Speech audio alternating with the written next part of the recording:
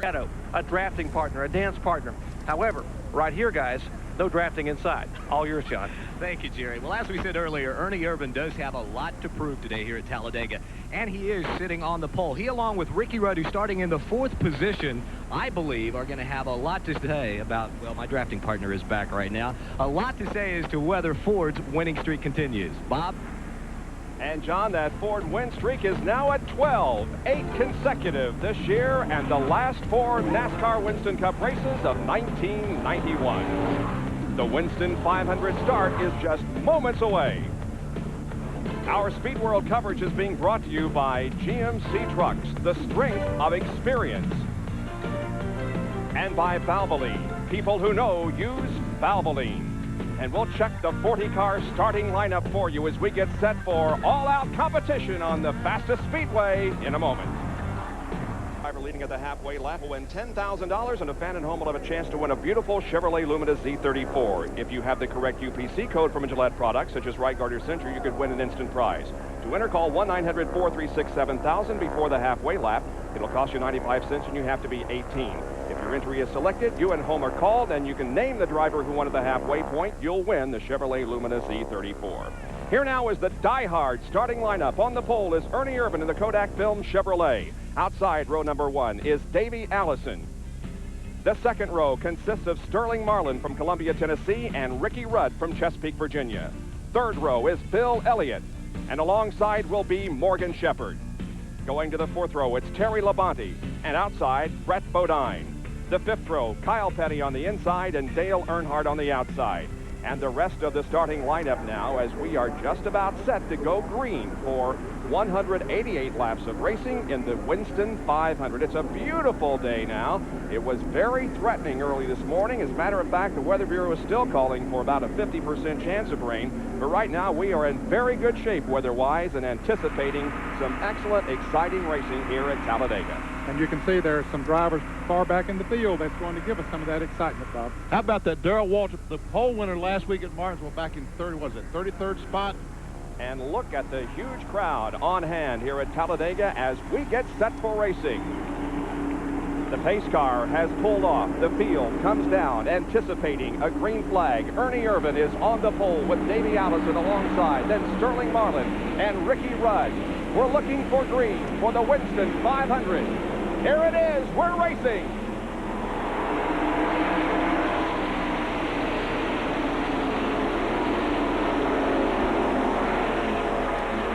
Didn't take Michael Waltrip long to fall out. Just as soon as he crossed the start-finish line, he fell to the inside. But going to the front is outside. Front row sitter Davey Allison leading Ernie Irvan as they come down the front stretch. And there is Michael Waltrip.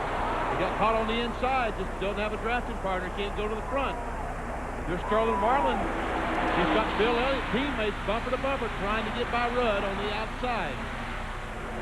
That outside groove, though, here at Talladega is normally the best. You can keep the RPM for the engine up a little higher, get a better run off the turns.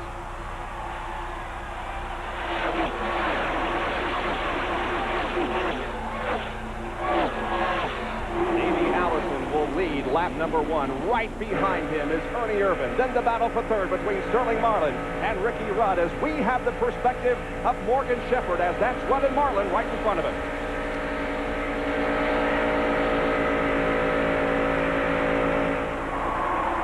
These cars are 3 abreast. There's Earnhardt right behind the 11 and 21 with Earnhardt in the middle of cars 3 abreast. Yeah, it looks like, 4 abreast down the back stretch. Here comes Kyle Petty.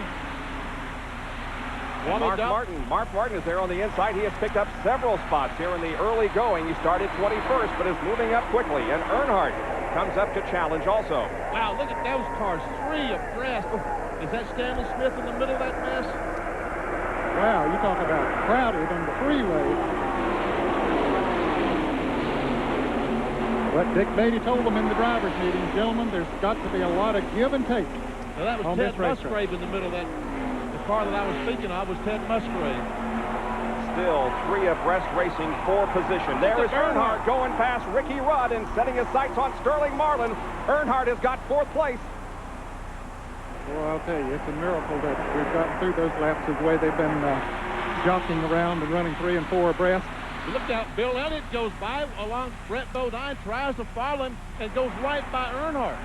And Terry Labonte in the Ford, the Sunoco Ford number 94, also involved in this tremendous battle for position. Morgan Shepherd up high in the Wood Brothers sit-go Ford. He's making a move towards the front on the high side.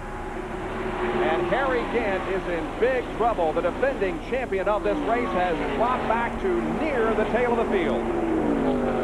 Well, remember last year he was absolutely at the tail of the field until they made their last pit stop, or at least his last pit stop. And another driver who is well off the mark, in fact, behind Harry Gant, is Darrell Waltrip.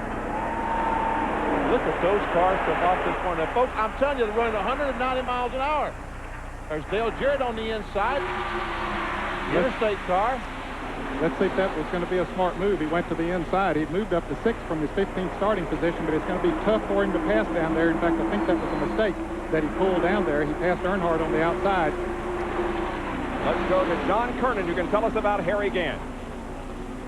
Bob, I just talked to Andy Petrie, the crew chief. He says, I don't know. He says Harry hasn't said anything, but we do know that that is a brand new race car. They've been having some problems, as well as Darrell Waltrip, who was also in a car that they wrecked earlier this year. They had to change some of those things. Jeff Hammond said that had been one of the most frustrating moments that he has ever experienced in his racing career. But on Friday, Harry's team tried one of Ernie Irvin's engine. It picked up some speed for them, but they decided to take that engine out. And right now, Andy Petrie is kind of shrugging his shoulders, doesn't know what's going on. Let's go down pit road to Jerry Cummings. John, I spoke with Harry Gant just before the green flag began. He said, Doc, we're going nowhere. This is what happens when you build a brand new race car and you're so busy you don't have time to test and you don't have time to go to the wind tunnel. It's a big battle up front for the lead. They are challenging up front. Harry Gant still dropping back, and Darrell Waltrip also struggling, having his trouble. Allison leads, but Ernie Irvin is in the hunt. 7 cars are in the lead draft, led by Davey Allison. Irvin is second, followed by Sterling Marlin, then Ricky Rudd, Morgan Shepherd, Wally Dallenbach, and Dale Earnhardt. Got to give a call to Wally Dallenbach, the rookie this year on the NASCAR circuit. Came from road racing. So far today, looks like he's having by far the best run he's had all year. He's the 5th car in line there as the freight train forms down the 4,000-foot backstretch.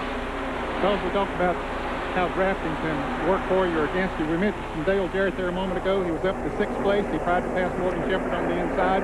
Now he's about 25th. That goes to prove, as Jerry Punch told us, you've got to have a drafting partner. Don't get out of line without first making pre-arrangements or at least believing that somebody is going to go with you. And evidently Ernie Irvin thinks somebody was going to go with him. Maybe he doesn't need them, but I think he will. We'll see if that's a mistake. He pulled out of 2nd position to go low on Davey Allison. Will those on the high side of the racetrack go around him, or will Ernie be able to maintain his position? It looks as if he's going to lose the spots. As to the back he goes. Davey Allison is first, and now Sterling Marlin is running in 2nd position as we're in the early laps of the Winston 500 from Talladega. Stay with us.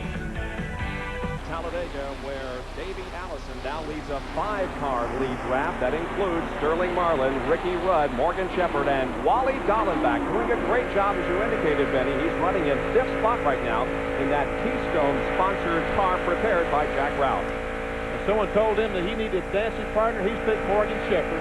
Wherever Morgan goes, he's going to go. And just as we went to the break, we saw Ernie Irvin trying to make a move down on the inside. He is back in 6th place. Those 5 lead draft cars have pulled away from him a little bit. And you see, we can't even see Ernie behind Wally Dallenbach, so he has lost the lead draft because he tried to make that pass. But he and Earnhardt are hooked up together now. They might be able to work together and get back up there. They're the top 5, and they're nose to tail as they go down the backstretch. We have 4 Fords and 1 Chevrolet right in the middle. That Chevrolet is Ricky Rudd running in 3rd place in the Tide Chevrolet. Mark Martin has been doing a great job.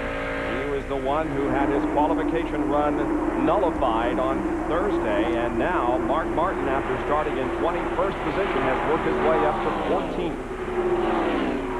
13th, 12th, 11th, 10th, and Rusty Wallace would be the 9th place car.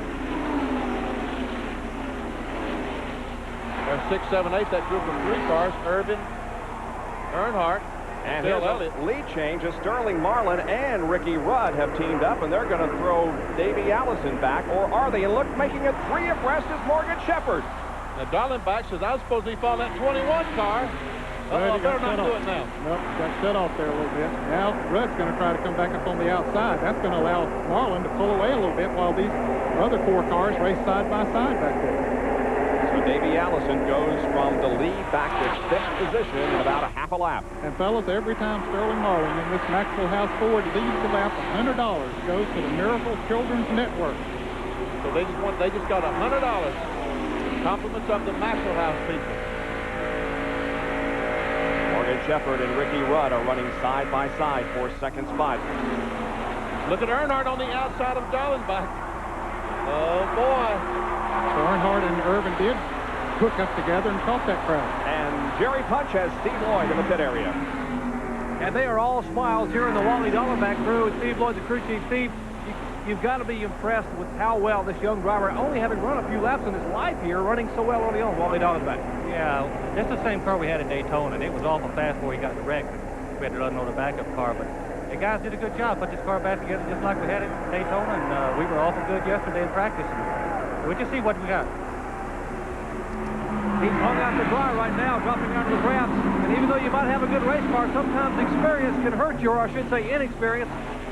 So he's lost about 8 or 9, maybe 10 spots getting out of the draft, and that'll bite you here at Talladega, guys. Boy, it sure can, and that's a perfect example of drafting. If you don't have anybody to go with you, you get hung out either the bottom or the top, you go back. And that's exactly what Wally Dallenbach is doing right now. He's trying to get in line desperately. But there's no place to get in line, He Bob. tries to get in beside Jimmy Hensley, but Hensley said, buddy, you ain't getting in this spot. Brad Bodine says, See, there's just no spot to get in there. So Now there's a fellow Ford driver, Brett Bodine, just ahead of him, but I don't think he can squeeze. Yeah, he's going to squeeze in between Brett Bodine and Hudson. Some spotter up on the roof said, okay, you can't come up, you can come up. He told him he could come up. There's no one on the outside of him. And the bumper cam on Jimmy Hensley's car, looking back at Brett Bodine in the Quaker State Ford.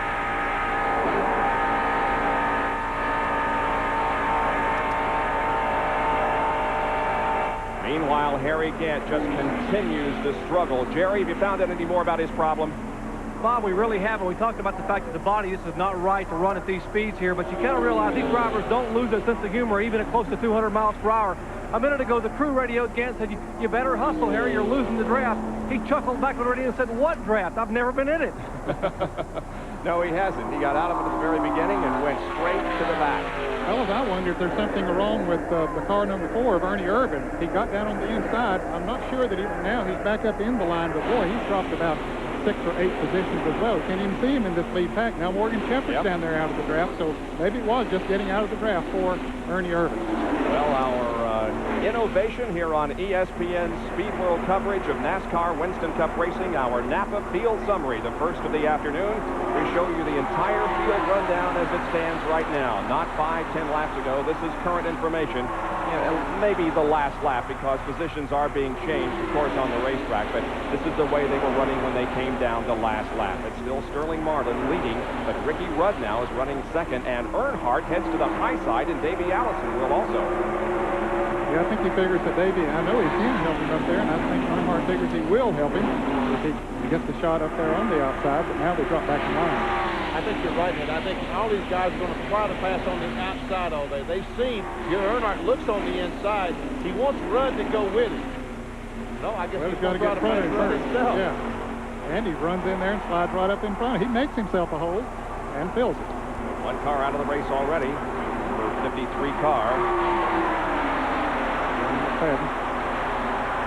Great action on the racetrack as Dale Earnhardt has now moved the GM Goodrich Chevrolet to second position. And another driver struggling here in the early going is Darrell Waltrip as he has dropped back on the pack, and John Kernan has the report on DW. Right now, Bob, DW is just trying to hang on. Talked with Jeff Hammond just a minute ago. He shrugged his shoulders. He said the car just will not go. At least a half a lap behind right now. Jeff says that what they got to do is try to hang on to this draft with Jimmy Means and Dave Marcus, but Darrell's having almost a problem to do that. They're hoping maybe they can do something during the first round of pit stops to make a change on that, and hopefully we'll pick up a little bit more speed. Bob? Dale Earnhardt running in second position. Sterling Marlin, by the way, is leading a NASCAR Winston Cup race for the first time since Daytona. Davey Allison, the Daytona 500 winner, is running in third position. If we have got some great wheel-to-wheel and nose-to-tail racing here at Talladega, we have completed 16 laps of the 188 that will make up the Winston 500. Glad to have you with us on this beautiful Sunday afternoon in Alabama. More right after these messages. Live at Talladega, Alabama for the Winston 500. Stop number 9 on the Winston Cup Trail for 1992. And the leader is Sterling Marlin. Running in second spot is Dale Earnhardt. And a guy who was running in second position not too long ago has experienced the being hung out to dry syndrome, and that is Ricky Rudd. Now, he's rejoined the draft. However, he has fallen way back in line. As a matter of fact, he's back to 17th. He got down on the inside, and that just was not the place to be, and it took a long time for him to find an opening so he could get back in line. There he is, drafting on the 66 car of Jimmy Hensley, who's right behind Jeff Bodine, the Motorcraft car number 15. Jimmy Hensley doing a good job, first time here at Talladega, driving the Phil Yarborough Stock Arctic Ford. Also came on Jimmy's car, looking back at Ricky. Rudd's problem was he just went to the inside, tried to make the pass, got hung on the inside. He just could not get back in line. Here he is, back in 17th spot. And how different this is from the short tracks that we've been on for the last few weeks. They said, man, you got to stay down on that inside. You don't want to get off that inside. Dale Earnhardt, now the leader of this race. Dale Earnhardt has gone to the front. He led many laps last week in Martinsville, but couldn't win the race, and now he has taken the GM Goodwrench Ford to the lead again. Marlin now second and Allison third. Well, Earnhardt said, well, it's nice for the Children's Miracle Network to be getting that $100 a lap, but I need 5 bonus points. Let me get up front. Of course, you fans might wonder about the 5 bonus points. Anytime a driver leads a Winston Cup race, that is 5 bonus points. Only once during the race, but if you lead at least one time during the race, there's 5 Winston Cup bonus points. Dale Earnhardt finished third in this event last year, and he took the points lead from Ricky Rudd. He never relinquished it the rest of the season. So Dale Earnhardt now is 7th in the point standing, 144 behind the leader, Davey Allison. And we're inside now Jeff Bodine's car. That is Wally Dallenbach just ahead. And the Motorcraft telemetry showing you RPM's going to remain pretty constant when you got your foot to the acceptable floor. 192 miles an hour through the corner as you go down the street. 196. And that's just about all he can 197. get. 199. 199 miles per hour top speed. Watch him as he goes in the corner. And the only reason the car slows down is that as he's trying to make the car go the other direction, and the chassis is slowing the car down to 191. Yeah, that doesn't mean he backed off. No. Just the scrub on the tires against the pavement slowed him down a little bit. Jeff started 32nd, now running 15th, right behind Brett Bodine. We saw Wally Dallenbach on the inside just a moment ago. There he is on the inside. Jeff Bodine went by him. Also the 66 car of Jimmy Hensley's going by. Rudd's going by.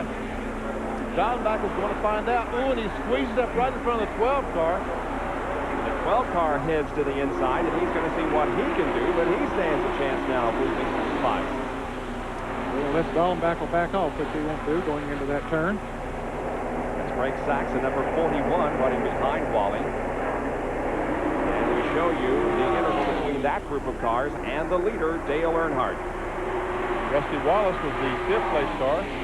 Sterling Marlin looks on the inside. Can he pass Earnhardt?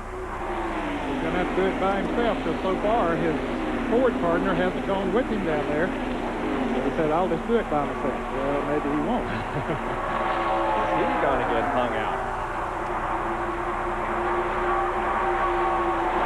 Man, I think Sterling is thinking of himself right now, not those kids. Yep. He wants to lead purely for... Now, Davey decided, I'll go with him. Let's see if we can't get by the Chevrolet. I think they will. But meanwhile, here's Bill Elliott on the outside.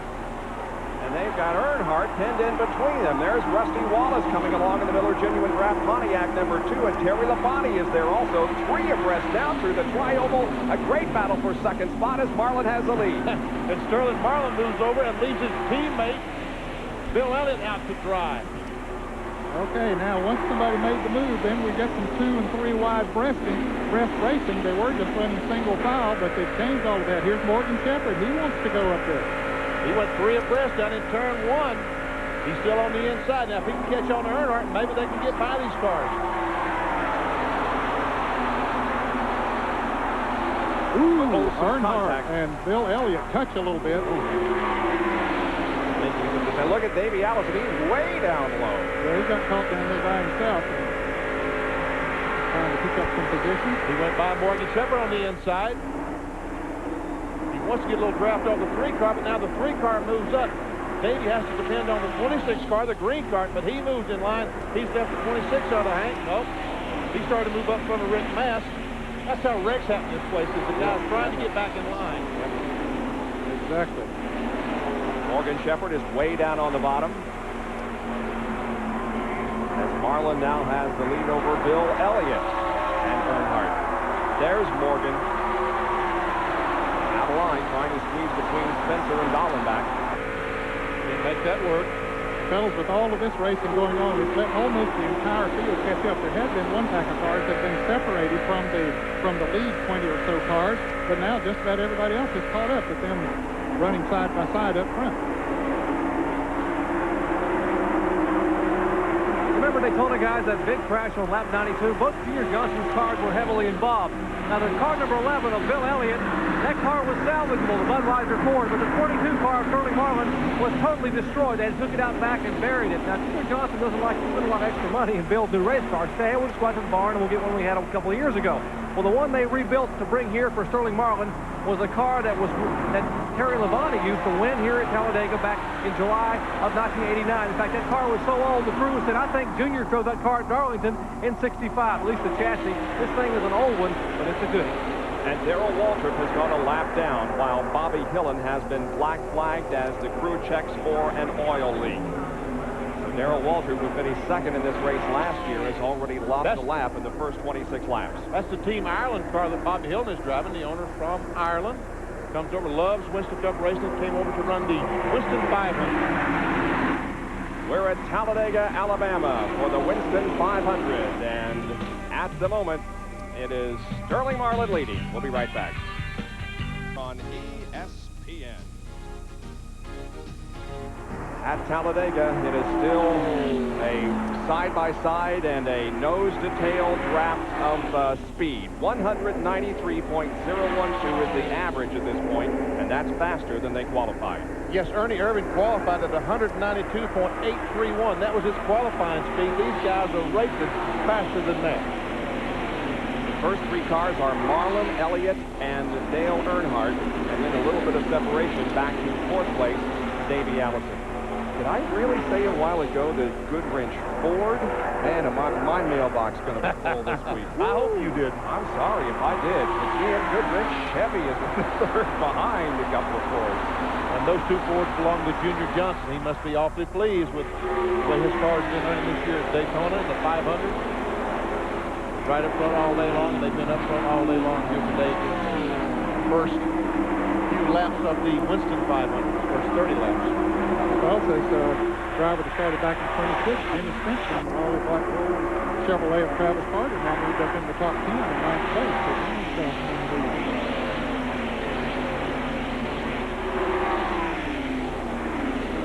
Two Fords, a Chevy, and then 4th place is another Ford. That's Davey Allison.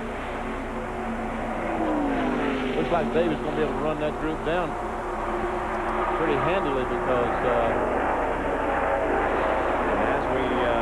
mentioned, you got to have a drafting partner, and it seems like there's a new form of strategy among the 4 teams working together. How about that, Davey Allison? I think that remains to be seen right now.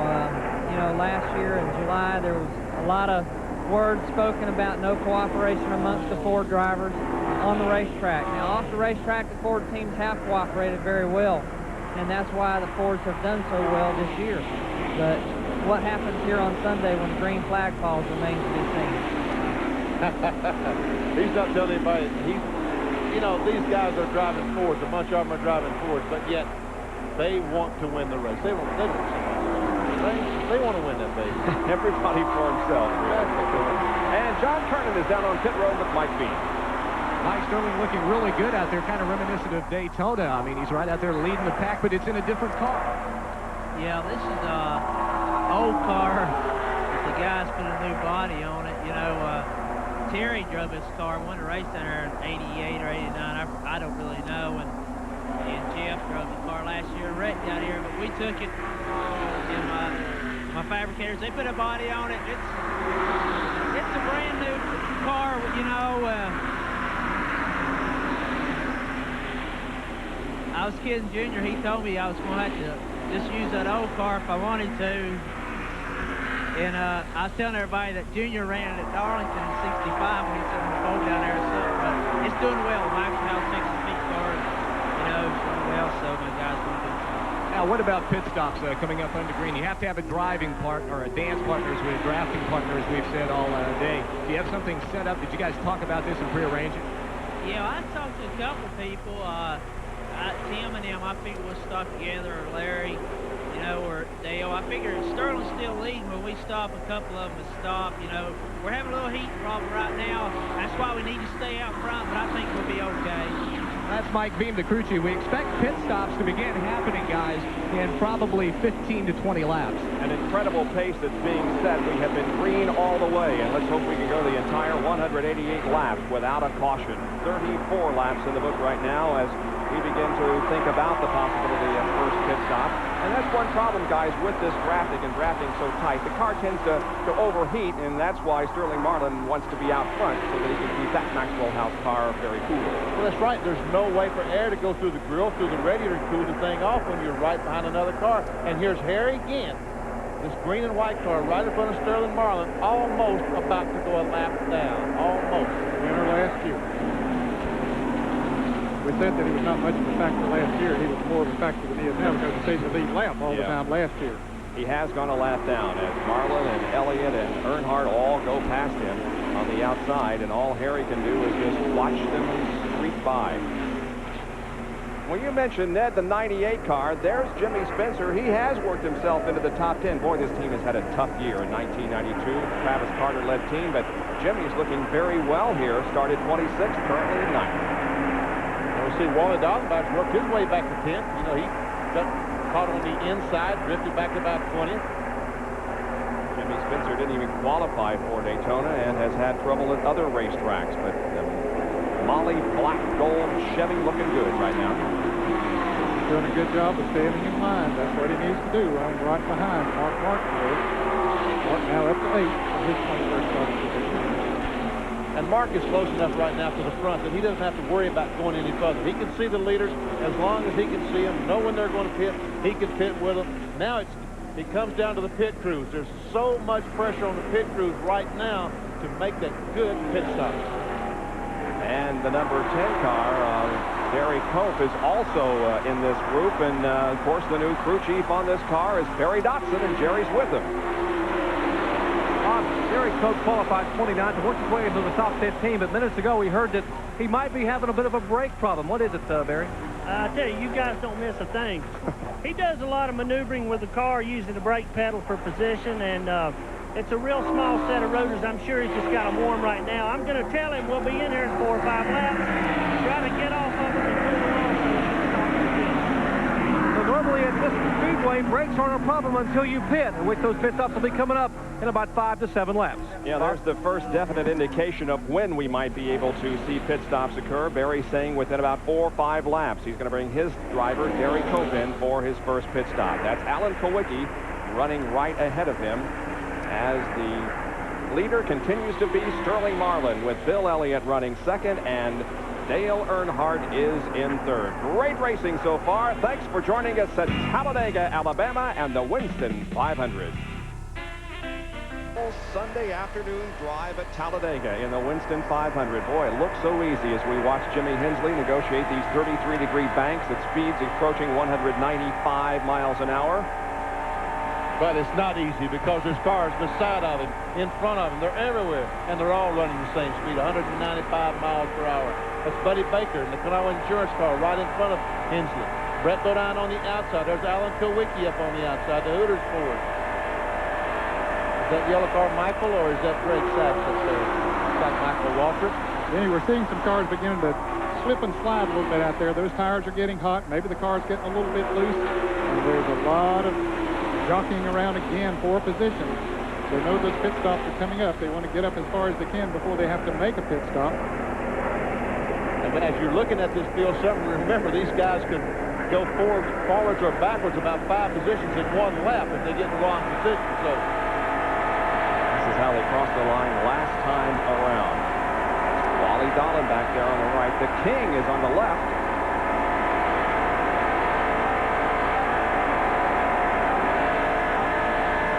There's about, looks like at least 25 cars in this pack that we're watching here now. 4 cars have pulled away.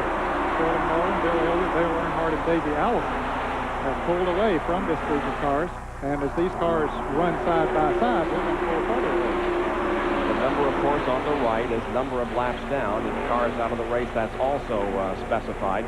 There is the 4-car breakaway draft involving Marlin, Elliott, Earnhardt, and Allison. And that's the separation then back to Mark Martin, who again has been looking very, very good after starting in 21st position. Now, Bob, when the 4 cars that we saw there a moment ago were pulling away, Rusty Wallace was leading this pack. Then about 2 or 3 laps ago, Mark Martin went by and said, hey, maybe I can pull this back a little bit faster than Rusty was. But there's Rusty and Ernie Irvin running side by side, so that's not going to help their cause too much. They need to get in single file. There's Jimmy Spencer trying to move up another position, but they need to get in single file if they're going to have any chance of narrowing that gap in. Inside Morgan Shepherd's car. This is Ernie Irvin's draft. Here comes Kyle Petty to the inside. Look at him move. Hey, he's found him a groove down there. The car sticks and said maybe this will be the tip, but then he's going to hit the straightaway. They're going to go right on by him. Yeah. Outside. Cole Collins probably worked his way to 30th up to get in this position. Now he's going to go back to 30th again if he's not careful. Man, Jimmy Spencer saw a slight opening and he went for it and made it, although there wasn't much of a gap there. This is looking at a Morgan Shepherd's car back at Kyle Petty and Jimmy Spencer as they're side by side. Now these guys need desperately to get in line. Someone needs to get with Jimmy or with Kyle and get to the front and get in line. Otherwise, they'll get left in the dust. The guys, we're within, certainly within 10 laps of pit stops, and maybe even less than that.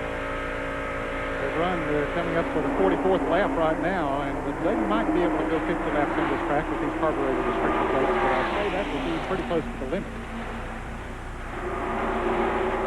There's the average speed, 190, or last lap, 192.170, and Ernie Irvin qualified for the pole at 192.8.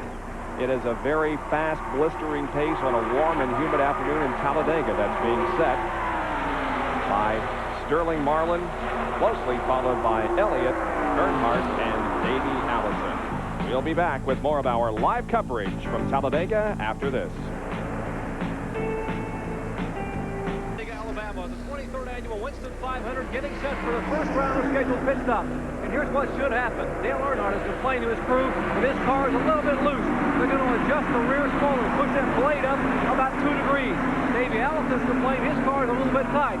Watch them to go to the right rear and take a little bite out of the car. Mark Martin, that big challenge from the back of the pack all the way to the front. Watch for him to come in and jack 3 rounds of bite in his car to tighten it up. Pit stop's coming up in about a lap and a half here at Talladega. And one driver that has already made a pit stop is Derek Cope.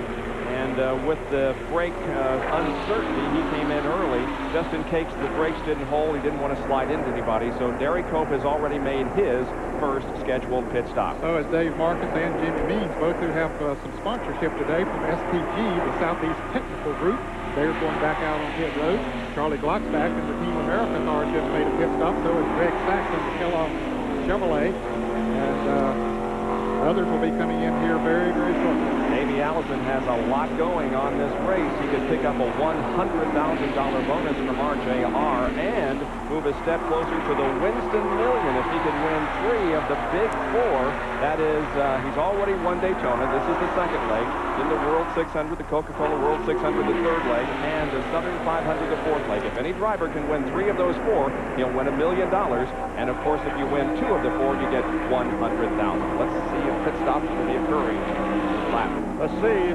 They're down low. Yeah, all of them. All 4 of them are coming in. Coming together. That's expected. Everybody coming down pit road. 70 miles an hour is the speed on pit road, so they know that. They know how many RPMs they need to turn. Let's go to the pits and John Kearney. Maxwell House Speed News awaiting the arrival of Sterling Marlin as he pulls into his pit stall. Now, he's complained the car's just a little bit loose. They're going to change only right side rubber. Davey Allison is also in for a right side tire change. They will make a chassis adjustment, a slight one, to tighten up the car just a little bit. Mike Beam said they qualified on 10-lap old tires, so he was afraid this would happen. Davey Allison will beat Sterling out. Now Sterling is away and headed down pit road. Jerry Punch is down further on pit road. Well, 2 tires have been changed. They are down and gone. I'm talking about Earnhardt and Bill Elliott. And Morgan Shepherd, we are told, has possibly run out of fuel. They expected to be able to go at least 52 laps, and they have run less than 50, or right at 50, and now his car coasting very slowly as pit work continues. Here is Jimmy Hensley exiting pit road. Brett Bodine and Dick Trickle. But primarily the lead cars, Earnhardt and Bill Elliott, have changed only right side tires, bumped a little bit on the spoiler for the Earnhardt car, and they're away. A lot of action remaining on pit road as Morgan Shepherd just now makes it onto pit road. Here he is. We ride with him. Car moving very slowly down pit road, probably in less than 70 miles an hour if he is indeed out of fuel. And Jerry Punchy is headed toward you if you want to see what's the problem. Ernie Irvin's Kodak car, the Kodak Chevrolet, our pole sitter, and he is getting tire changes like the other leader. Now the car stalls. He tries to get it refired. It does fire, and he heads down pit road. He will follow Mark Martin and, of course, Stanley Smith and others back toward turn 1. There's the work being done on Morgan Shepherd's car. He is out in 12.3 seconds. Good pit stop for Morgan. But unfortunately, he had to coast all the way around the racetrack, and that had to cost him 15 or 20 seconds the time he coasted around, so he will be a long ways behind the leaders.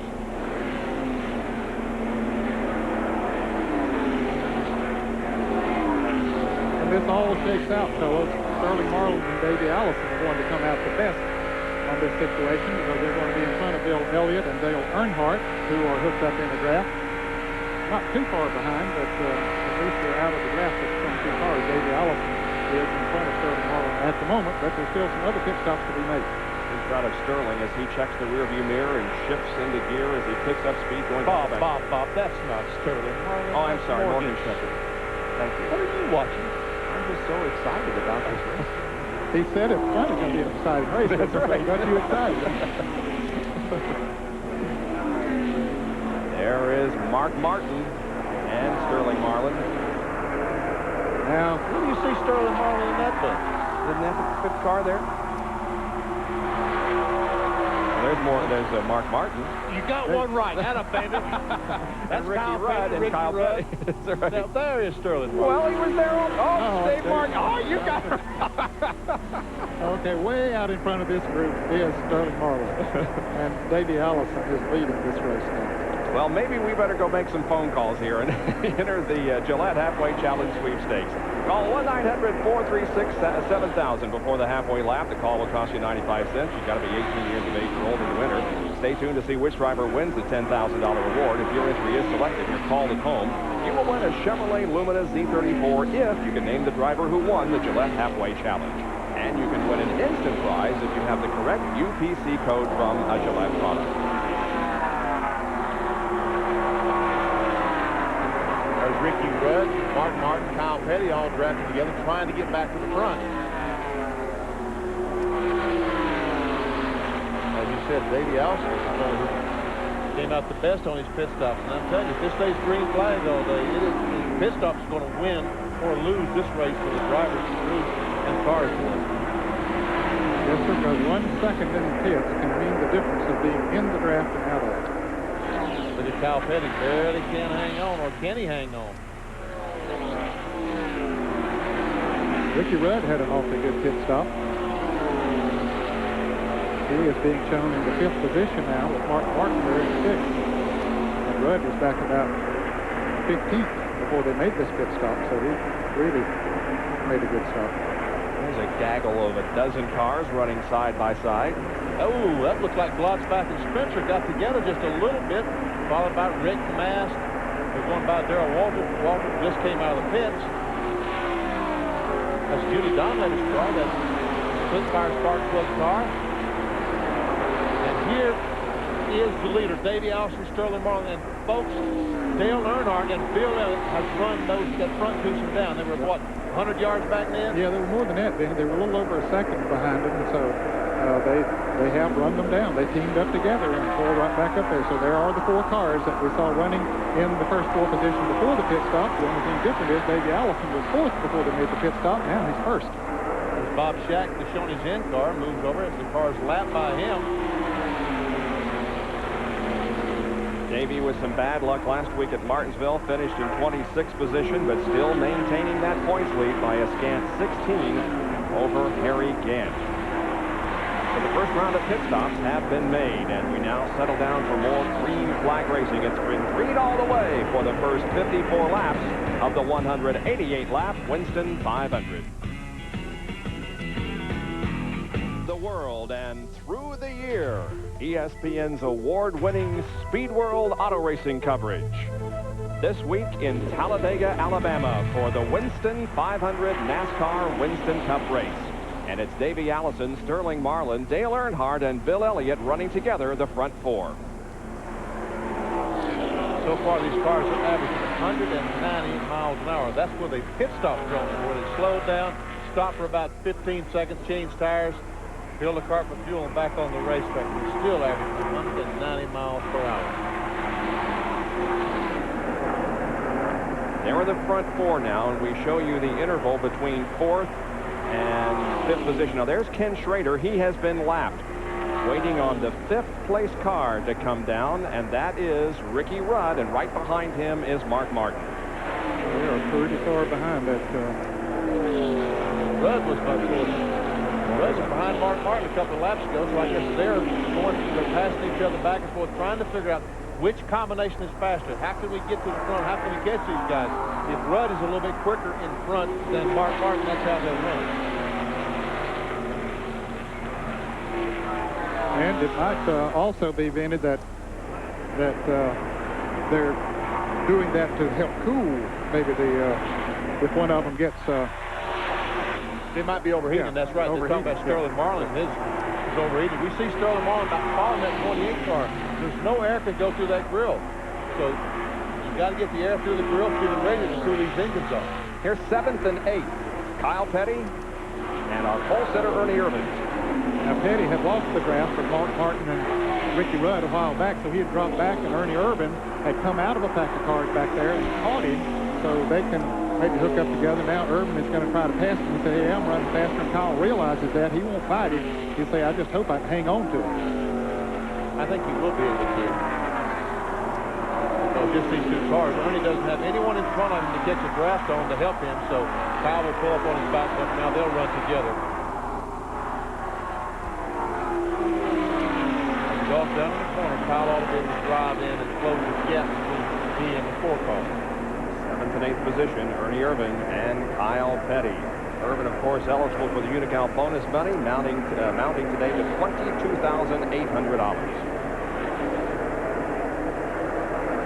He can win the race. That's the bonus he picks up from the Unical Corporation. If he doesn't win the race, no one else can get the money. Got another $7,600. We'll go on to Charlotte. Guys, there's still 30 cars in the lead lap. Pretty amazing and an incredible pace that's being set with no cautions to this point. I think that's the key, the fact that we haven't had a caution and still have that many cars in the lead lap. While we're kind of settled down here and watching the action, we welcome a new race fan into the world today. Our normal producer for NASCAR Winston Cup telecast, Neil Goldberg, left on Friday after coming down here preparing to do the show, but wife Laura was ready to give birth to Zachary Alexander, who came into the world on Friday night. 9 pounds, 5 ounces, and we wish Neil and Laura the best. Also Zachary. And Zachary, that's for sure. And brother Justin. Yeah, the whole family.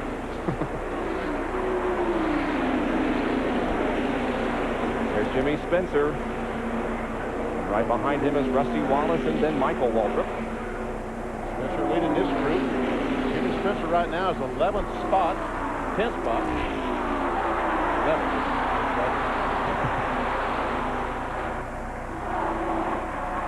Rusty wants to get in front. They'll follow Spencer for a lap or two and see who's faster, and then they need to work together.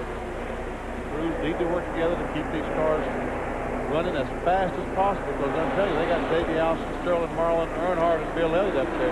They are running some blistering laps. Yes, they are. They're running a good bit faster than Ernie Irvan qualified. For example, Irvan was about 49-60-something in seconds around this racetrack. Right now, Davey Allison and that front group are running about 49-30, so 0.3 of a second faster than Ernie qualified. Rick Mast in car number 1 finds himself in 14th spot. Old Flipper, remember last year in the Talladega 500, the race here in August, he flipped over and slid down the front spreader on his roof. They said he looked like a mole crawling out of that car because he was laying on his roof. He had to dig some dirt out to get out of it.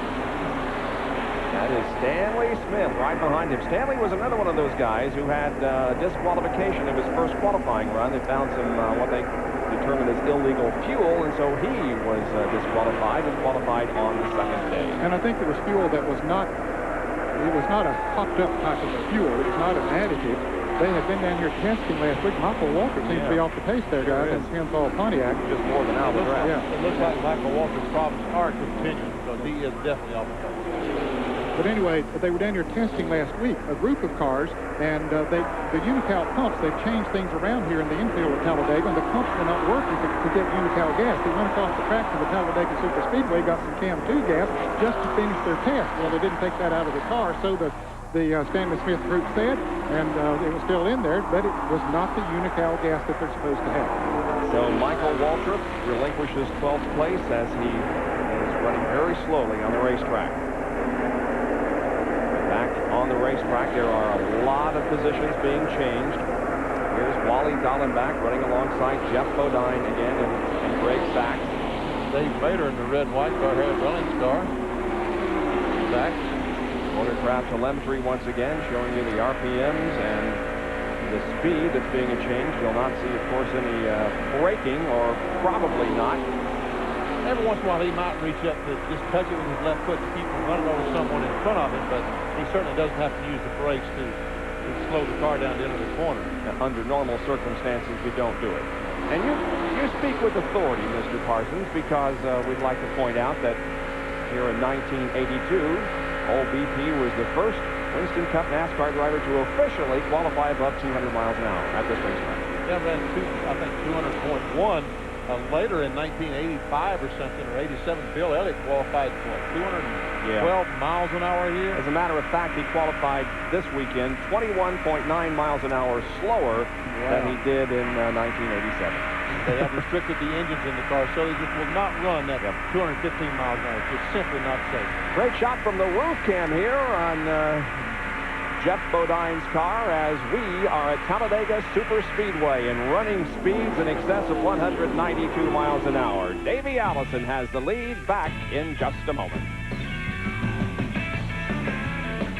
100-mile race, and we will be live from 2 until 3 o'clock Eastern, and then return that same afternoon from 6 until 7 to wrap everything up. They're qualifying at the Indianapolis 500 next weekend. You'll see it live here on ESPN. And yesterday, the first day of practice for the 500-mile race found Jim Crawford approaching 230 miles an hour. Jim Crawford, of course, driving a Kenny Bernstein-owned Indy car. Kenny very much involved in drag racing, of course, with himself and with the Winston Cup team of Brett Bodine and the Indy cars of both Jim Crawford and Roberto Ferrero. 229 miles an hour, and I just said a moment ago 215 miles an hour. You know, there is a lot of speculation all over the place in Indianapolis, in Daytona Beach, in Charlotte, all over the place about the possibility of the Winston Cup NASCAR circuit coming to the Indianapolis Motor Speedway for a Winston Cup race. Probably not next year, maybe not the year after, but sometime in the future, the Winston Cup guys at Indy. Would you like that, guys, running at Indianapolis? Not an Indy car. Not an Indy car, a stock car. Oh, I think it'd be neat. Maybe we'll get a chance to do it. I think it'll add some class to the circuit. I don't know. It'd be fun to run an Indy car there too. But It'd be neat. I'd love it. You know, it's got a lot of history behind Indy, and you know, we put on a good show up there. You know, I'm not that excited about going to their facility and racing because, you know, people go to the Indy 500 not because it's a race. They go because it's an event, and you know, that's why there's 400,000 people there. I'd venture to say 200,000 of them don't care if they race or not. They just have to be there. It'd be great because they're going to raise the walls. And walls made me a little nervous there for a while because I thought I could make it over one of those. But, you know, that's just something. You know, I'd love to race there and just because of Indy. And one dream I've always had in racing was to drive at Indianapolis. Well, I can't do that in a champ car or an Indy car. It'd be fun to do it in a stock car. Okay, guys in the booth, what do you think? Neb, would you like to see him go to Indianapolis? Well, I think because of the notoriety of the Indianapolis Motor Speedway, I think that it would be great for them to go there, and I think they'd put on a good show. I'd love it. I would absolutely love it. We mentioned the fact that Jim Crawford was the fastest at Indianapolis yesterday in the first day of practice. His car owner standing by with Jerry Punchin. Hey, he himself, Kenny Bernstein, is the fastest man alive, going over 300 in a dragster. Indeed, Bob, the fastest man alive, Kenny Bernstein. And Kenny, we go from one speed plant to another next week in Indianapolis for qualifying, and you have two cars, both of which have been the fastest two up there in testing. Your thoughts about the pole speeds for Crawford and Guerrero? Well, I hope that it holds true. I'm going to say 228, 229 will probably take it to get the pole. It's hard to tell sometimes with practicing and everything with the toes around there, but Burger State Buick's been doing good up there. What are your thoughts about NASCAR going up to the Brickyard, possibly as early as maybe next summer?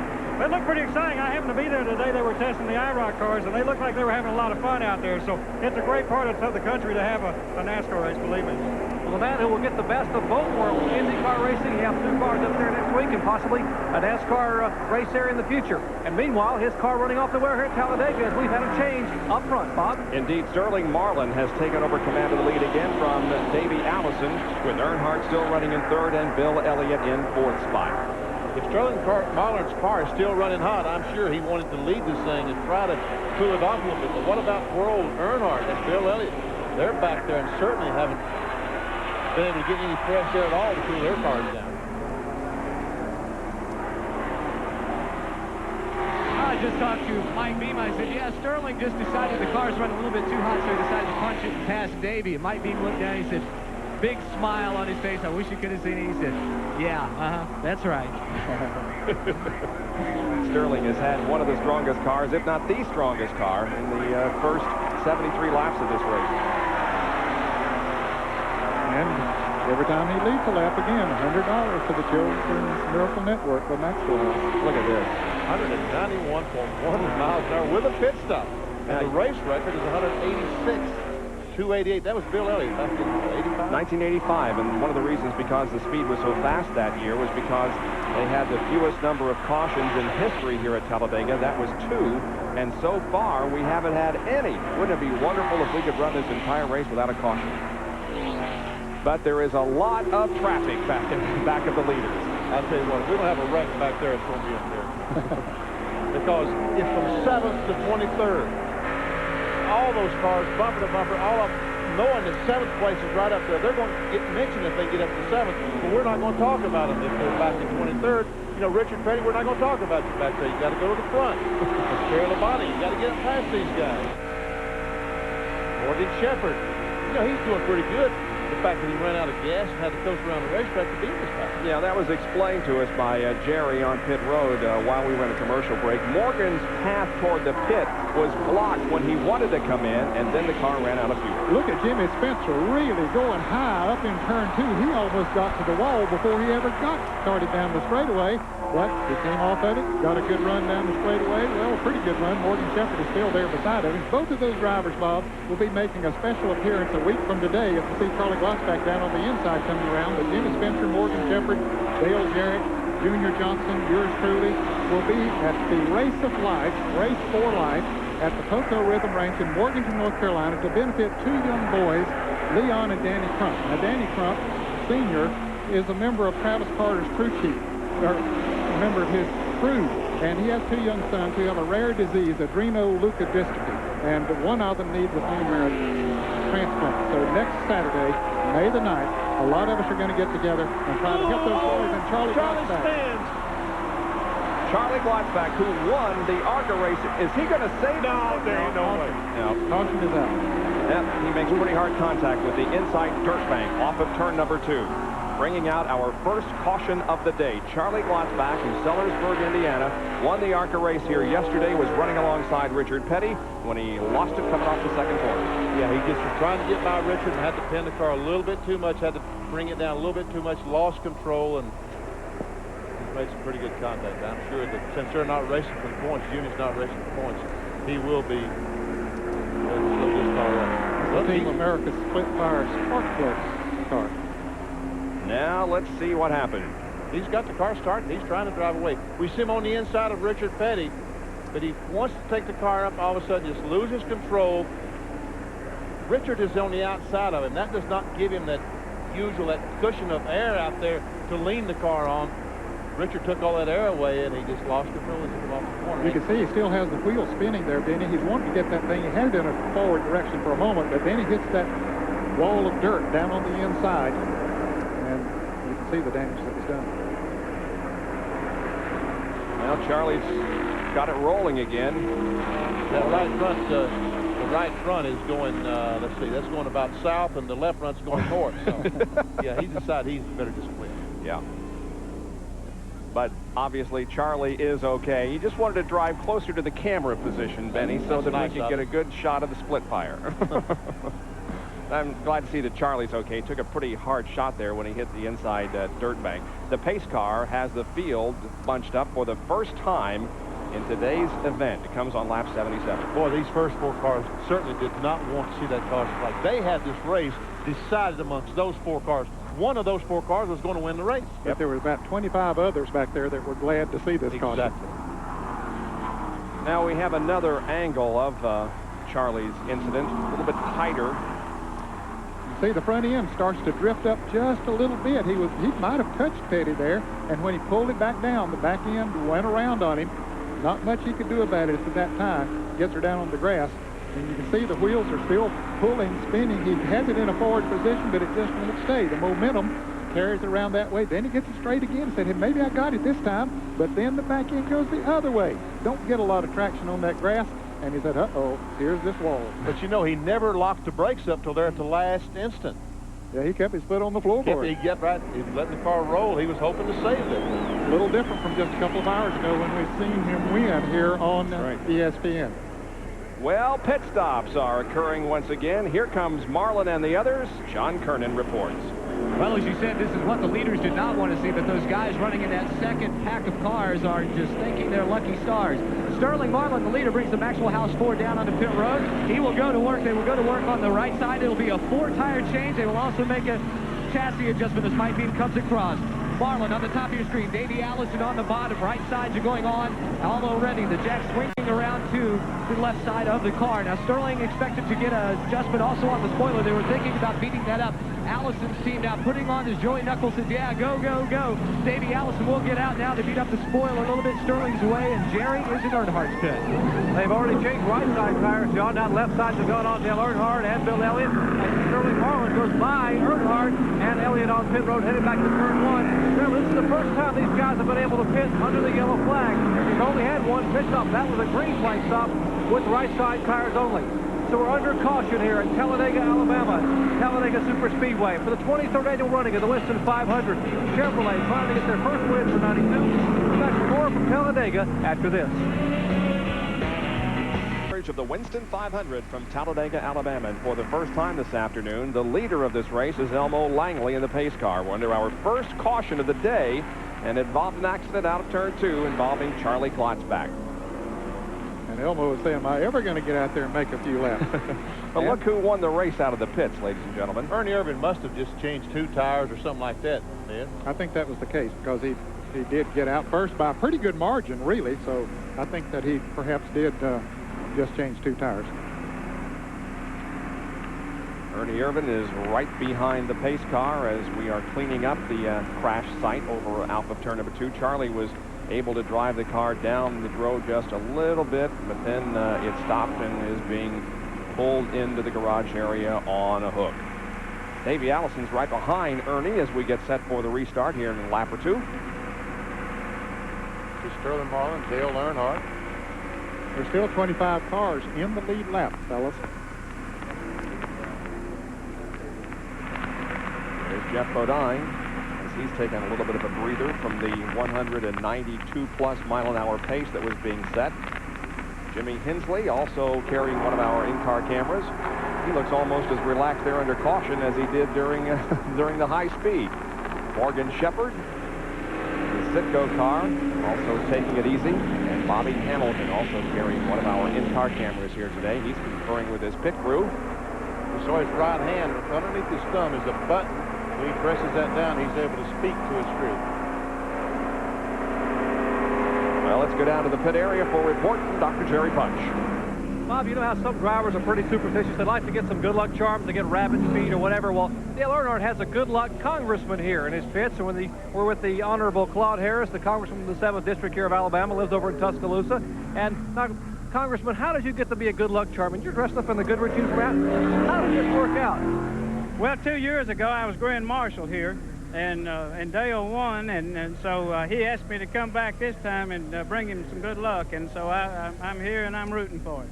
Now, that's some horsepower, folks, when you can get a congressman to come in and put on your pit uniform and stand here all day to be your good luck charm. Let's go up pit road where Terry Labonte, unfortunately, is behind the wall, but our John Kernan is there. Well, Jerry, they say all good things must come to an end. Terry, you were the only driver to have finished in the top 10. Obviously, that's going to end today. What put you out? Well, I guess we burned a piston or something. I really don't know. It's a shame. I'll tell you what, our guys have done a great job all year. We got a week off, and we'll be back. But, you know, it's disappointing to fall out because we had a good streak going. We'll just have to start a new one. How did you like the Ford as compared to the other makes you've driven this year? Well, it's okay. It's a good car. We were off just a little bit on their chassis. We were trying to wait for a caution flag to adjust on a little bit, and then we lost the cylinder, so it didn't matter. What's the plan with it? I know in speaking with you last week at Martinsville, you weren't quite sure how many races you'd run the Ford. Well, I don't know. It might have changed today, but we'll just have to wait and see. That's Terry Labonte, gentlemen. They're getting ready to go a green again. Well, he should know which car feels best this year. He's been in 3 different ones, an Oldsmobile, a Chevy, and a Ford today as Elmo brings the pace car off the track onto pit road. And we get set for a resumption of racing in the Winston 500. It'll be Irvin Allison running in 3rd position as they get the green flag as Sterling Marlin. Then it is Dale Earnhardt running in 4th. Green flag is out once again. Stanley Smith's up in the 5th spot. And Morgan Shepherd's trying to go by him on the outside. He moved up right against the wall and said, "You're not passing me on the outside. I might be a rookie, but I know that's race." There's Stanley, car number 49, just ahead of Morgan Shepherd. Here comes Davey and Sterling and Dale and... Who else? Who else? It might be goodbye Ernie. Yeah, it looks like it's going to be. He loses the lead, now loses 2nd, about to lose 3rd, and here comes Stanley Smith joining the group at the bottom of the racetrack. And Ernie is already back to 4th as Allison now leads.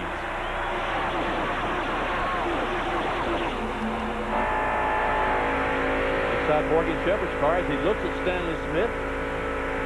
Stanley's able to get back in line. There's Ernie going by Morgan on the outside. And so Bill Elliott.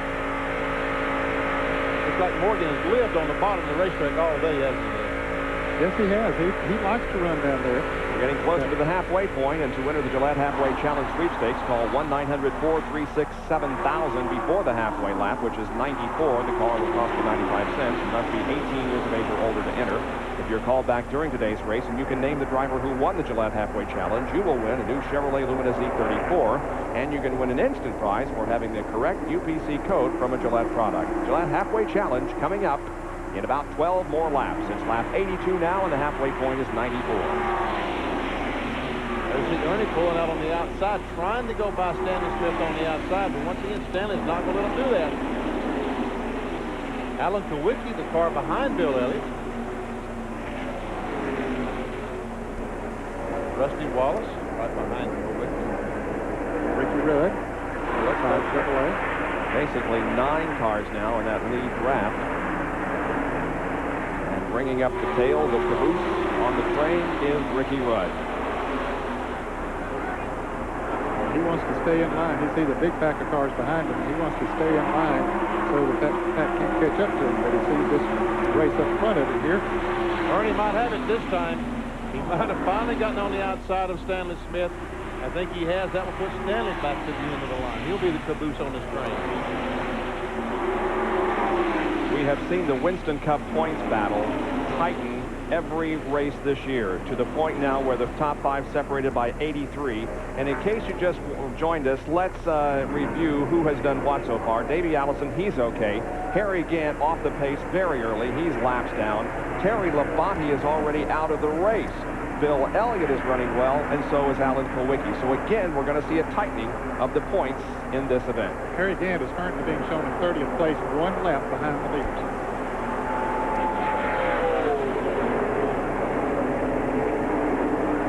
There's Stanley Smith still on the inside. Can't get back to the inside. Once again, Ernie Irvan looking to the outside of Dale Earnhardt as they come down through the tri-oval, but he falls back in line, and 6 cars nose to tail down through here, the top 6. Davey Allison leading, looking for the second leg of the Winston Million for 1992. We'll be right back. The Winston 500, here are the top 5. Davey Allison leads, Sterling Marlin is second, Dale Earnhardt running third, Bill Elliott is fourth, and Ernie Irvan finds himself in 5th spot. Our Speed World coverage is being brought to you by Pennzoil, the motor oil that outperforms any leading motor oil against viscosity breakdown. And by Smooth Busch Beer and easy drinking Busch Light. Beautiful Sunday afternoon at Talladega, Alabama, and King Richard is falling back on the field as we watch this group of cars running nose to tail up front. There's the King. He seems to be back up to speed now. The last lap he was very, very slow, but now he seems to be back up to speed. I think he might have got in some traffic there, that maybe even a little bit of a tap that caused him to have to back off for a moment, but now he comes back up on Dale Jarrett there. Jarrett had just passed him the lap before. Jarrett and Jimmy Spencer. Spencer had something malfunction on the restart of this race and got 4 or 5 cars. Jarrett was one of them, really behind on the restart, but they're trying to catch up now. Sterling Marlin trying to take the lead down in turn 1. Earnhardt thought about following, but he said, no, I don't think that's going to be wise. He moves up, and now Sterling Marlin once again has the lead. Oh, he's just about the only one that we have seen go from second or third to the lead. He's got a strong car, no question about it. He does have a strong car. He's got 5 or 6 drivers right behind him. Just a minute ago, Sterling Marlin told the crew he wanted that halfway button. He wanted it bad. Of course, everything is teamwork now in racing, so he really almost has to ask for permission. So they turned him loose and said, go get it. That was a lap ago when he went by Davey Allison. Now it just remains to be seen if he can stay out there until halfway. There are 4 laps to go to the halfway point, so the driver leading at that point will indeed win $10,000 from the halfway challenge. There's about 13 cars in this lead draft. Ernie Irvan was 5th when he came back from the commercial. Remember, he was 5th on the board? Well, he's gotten caught on the inside, and now he's going back. Rusty Wallace. He's in 6th. Ricky Rudd's behind him in 7th. Rusty's best Talladega finish was in July of 1988. He ran 5th.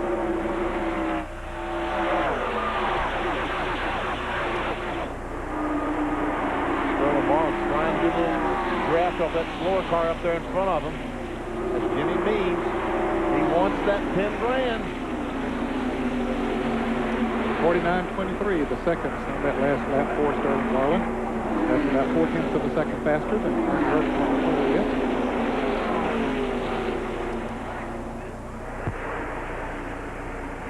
Sterling hasn't had a great year. Bill Elliott won 4 races. Davey Allison took Kulwicki and Mark Martin. So, they've taken the bulk of the money. And I'm sure that Sterling will get 50% of that $10,000. So, $5,000 payday doesn't look too bad. Yeah, I think I'd go for it if I could win it. You need to drive one of these race cars, Greg, wouldn't you? Absolutely not. Okay. No, sir. You guys can do that. I'll just stay up here. We have another field summary for you. Running down the entire field as it was running last lap. 2 more laps to go for the halfway money, and Jerry Punch has another story from pit road. Just seconds ago, Richard Childress radioed his driver, Dale Earnhardt, and said, hey, just a couple of laps to halfway. Earnhart sort of chuckled almost and came back in the radio and said, yeah, and I'm going to get a lot of help from these guys around me here, too. He's surrounded by Fords, and he doesn't have a friend out there close to him.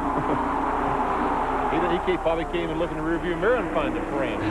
There's Kowicki and Rusty Wallace. I guess Rusty would probably be the closest thing you'd have to a friend to trying to help him win $10,000. We shouldn't say that because these guys are friends, and that was dramatically pointed out last week when Kyle Petty caught fire in the backstretch, and the first person to his rescue was a fellow driver, Jeff Bodine, who had dropped out of the race. It's every man for himself out there on the racetrack, but when you get in trouble, you have a lot of friends out there. Let's see what Jeff Bodine can do. He's in front right now. 189 miles an hour, 187. See, that's the slowest we've seen him as the cars run side by side. See what a dramatic difference it makes when these cars run 182 miles per hour. Before, he was 192 when he was in line. That's Jimmy Spencer that just went by him on the inside, and Dale Jarrett was following Spencer. I don't think Jarrett's been able to clear Jeff Bodine yet as they go into turn 3. That is amazing, Benny. 182. Yeah. There goes Rick Mast, and there must be other cars on the inside. That's why the car was 10 miles an hour slower than it was earlier. Looking back from the Morgan Shepherd car on to Mark Martin, the Valvoline Ford. 8th and 9th position. They're on the racetrack. Morgan right behind Rudd. Mark Martin. And the halfway point has been achieved. The halfway point has been achieved, and the leader at the halfway point is Sterling Marlin. Sterling Marlin leads at the halfway point, and he takes home $10,000 from Gillette Halfway Challenge. If you've entered the contest and are called back here in the next few minutes and you can identify the winner of the Gillette Halfway Challenge, you will win the Chevrolet Lumina C34. Sterling Marlin is the name to tell the person that calls you if you're called here in the next few minutes. John Kernan is down with Michael Kranovus, one of the top Ford executives watching the action here today. Well, Michael, Ford's just wrapped up the halfway money, the right guard challenge at $10,000, looking to make it another Ford victory. You guys are really getting your homework done, aren't you? It's been a very good season for us so far, and specifically that all of our teams are doing well. We've got so far, I think, 4 different drivers winning races, and that's great. Now we understand the yellow flag is now out, so we'll have to cut this short, gentlemen. What's going on? We don't know. It's nothing serious. There might be some oil in turn 4. It is not for an accident because all cars are okay. Could be for some debris or some oil, and Greg Sachs just went behind the wall, so it could be that his car was laying down some fluid, some oil, and they'll check it out in turn 4 and all the way around this 2.6-mile track before we go back to green. And there is Greg, who has climbed out of his Kellogg's car. And we should be seeing some pit stops here in the next few moments, but in the meantime, we're going to take a break and return with more action from the Winston 500 at Talladega Super Speedway. Winston 500 from Talladega Super Speedway under caution at lap number 97. Coming up next here on ESPN, the final round of the Senior PGA Las Vegas Senior Classic from Desert Inn Country Club. That's coming up right after our coverage of this event. Tomorrow at 6 o'clock, you'll be able to see the recap of this event, Checkered Flag, tomorrow at 6 o'clock Eastern Time. We mentioned earlier that Charlie Glotzbach was the winner of the ARCA race, the Poulon ARCA race that was held here yesterday, and the Poulon Weed Eater Independence Bowl is coming up on ESPN this year, so we appreciate their support of auto racing and of football, and for all the other sports that are on ESPN. Poland. You know, like the country. Yeah, but their advertisement says, regardless of whether you say it Poland or Pouland, we don't care as long as we sell our product. I understand. The weed eaters and so forth. I understand. I know that. I just want to correct you. Yeah, you're good at that. Well, fellas, all the good drivers on the lead lap have made a pit stop. Many of them just made stop and go for gas, while some took on tires. Here are those cars coming into the pits that are at least 1 lap down. I know Earnhardt just took gas, looked to me like that, because this is like the car they put any tires at all on the car. Jerry Punch, what they do? They just gas only on Earnhardt? Exactly, gas only on Earnhardt and the car number 11 of Bill Elliott. But I will mention Earnhardt, Richard Childress wanted to put 2 right side tires. The crew wanted to go ahead and take time under the caution to put 2 right side tires. Earnhardt is the one who made the ultimate call. He said no. He said, I can't afford to lose one spot on the racetrack. It's so tough to pass out there. I can't afford to lose any time. So no tires, gas only, and they were gone. Dale Earnhardt has pulled ahead of the pace car. What's going on? Playing with Elmo. He loves to play with Elmo. Sometimes you get behind him and bump him and do all kind of things. Elmo, he just sits there and takes it in stride. And now that Earnhardt's got back in line, Elmo gave him the okay sign. You know what? Earnhardt thought maybe he had something wrong. He wanted to check on a flat tire or something. He asked Elmo to check on a flat tire or something. So they said Elmo gave him. Well, signaling to someone there. Yeah. He's telling him to stay back there this time. He's throwing, he rolled that window up because he certainly didn't want his air conditioning to be going out the window. Did you, Elmo, buddy? We are under caution because of some oil down in turn number 4 that the track crew is cleaning up right now. There's the top 5. Earnhardt, Elliott, Marlin, Martin, and Davey Allison. And there's the 6 through 10. We'll be right back. Starts at Talladega, Alabama, the Winston 500 under our second caution of the afternoon because of some oil on the racetrack. Look at this crowd, and it is a sun-baked, nice, hot, warm afternoon here in Alabama with the skies partly cloudy right now, and they're still looking good. No chance of rain, I don't think, before the race ends. See anybody you know there, Benny? You know, last week at Martinsville, Earnhardt was leading the race, Ernie Irvin leading the race, Alan Kawicki, and all these fellas had axle problems. What they were doing was eating the spline up in the drive plate that drives the car in the rear. I hope you saw Speed Week last night. I stopped by Alan Kawicki's shop this week and tried to show what the drive plate was. At Martinsville, some of these cars had like 2.5 degrees negative camber in the rear. Here at Talladega, about 1.5 degrees would be the most they run. It is a radial tire. They are running the camber rear, but about 1.5 degrees, and they don't feel like that would be a problem eating the spline up in the drive plate here at Talladega. And NASCAR has come out with a new rule that will be effective beginning for the Winston, the maximum 1.8. And that's for the rest of the season as the green flag comes out and we are back to racing. Dale Earnhardt takes off with Bill Elliott right behind him, and here comes Sterling Marlin. Schrader's a lap down. He tried to move up behind that group and draft along with them, but his car is just not good enough today to hang in that group. Martin tried to go behind, couldn't make it. Kyle Petty was off to a little bit of a slow start back there, made a little bit of a gap after the first 6 or 7 cars, but now they're beginning to catch up. Schrader is 25th, a lap down. It's Earnhardt, Elliott, and Marlin up front. 24 cars still in the lead lap.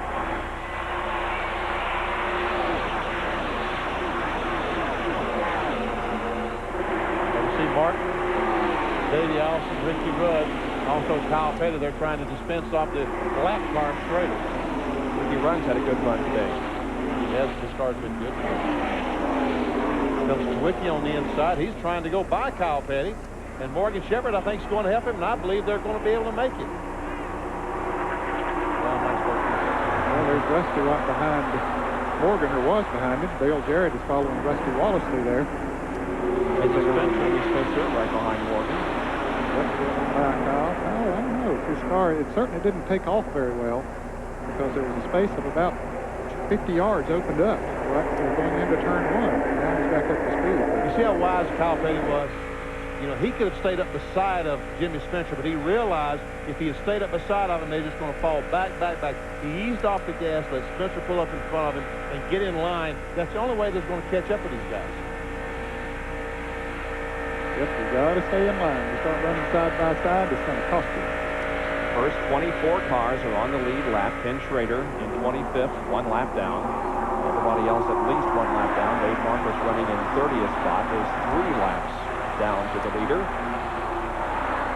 Only 1 incident so far in the first 102 laps of this race, and that involved Charlie Glotzback in car number 90, who is being shown right now in 37th position. He hit the wall coming out of the second turn on the backstretch. He's okay. the car badly damaged. There was one other caution flag. I think there's more left in turn 4. NASCAR checked the racetrack. There has been 2 caution flags. And Elliott goes for the lead down in turn 1. And he's got Sterling Marlin right behind him. Let's see if Mark Martin will move down to that low line. No, he stays behind Earnhardt. So the Junior Johnson cars go to the front once again. Elliott and Marlin in the crowd here on the main straightaway loves it. Don't you know Junior Johnson just loves it too? For 4 or 5 years, or what, 5 or 6 years, I guess, his cars have just not been the dominant cars that we've known Junior Johnson's cars to be over the years. But this year, he's back to the front. Daytona 500, it looked like this quite often. Look at the crowd cheering. Oh, they love it. They love Bill Elliott down here. Nearby Georgia. This is the first time Elliott's led today, isn't it? Yep, yes, I think it is. Yep. Mr. Budweiser Ford out front gives him 5 bonus Winston Cup points for leading at least a lap.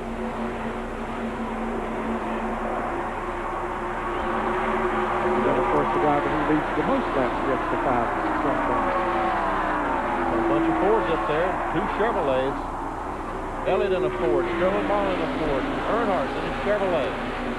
And then it's Mark Martin in the Ford. Davey Allison on the outside trying to go by Martin. He's got some help with Ricky Rudd in the Chevrolet. Allison's in the Ford. And there's Junior watching his 2 cars running first and second. They say he had 22 on the left side on his sleeve there. I bet he's got 11 on the other side. Showing no favoritism. Right. And Mark Martin is hung out on the inside and is going backwards. Boy, he sure is. Yeah, he's going to wind up 11th. That's where he's going to wind up, I think. And he was third just a moment ago, and now he's going straight back, and there's nothing he can do about it. Now, there's an opening right behind Dale Jarrett, between Jarrett and... Oh, he gets in there in front of... Wow, I didn't think there was room for a car in there. But Derek Coates backed off, and there he went. I agree with you. There wasn't room to put a car in there, but somehow it fit. In a little different way than you try to park on a Saturday afternoon. Parallel parking lot. Bill Elliott has fallen from 3rd position in the points that he had for a while down to 4th, but he now stands a good chance of moving back into 3rd because Terry Labonte is already out on the race. And Sterling Marlin will now drop to the inside in turn number 1 and try to take the lead away from Bill, and he does easily. He does easily. His car is really good. Dale Earnhardt watching everything from 3rd position. And boy, Mark Martin went way high up in turns 1 and 2, picked him up a couple of positions up there. Looked like he was going into the wall, but he knew what he was doing.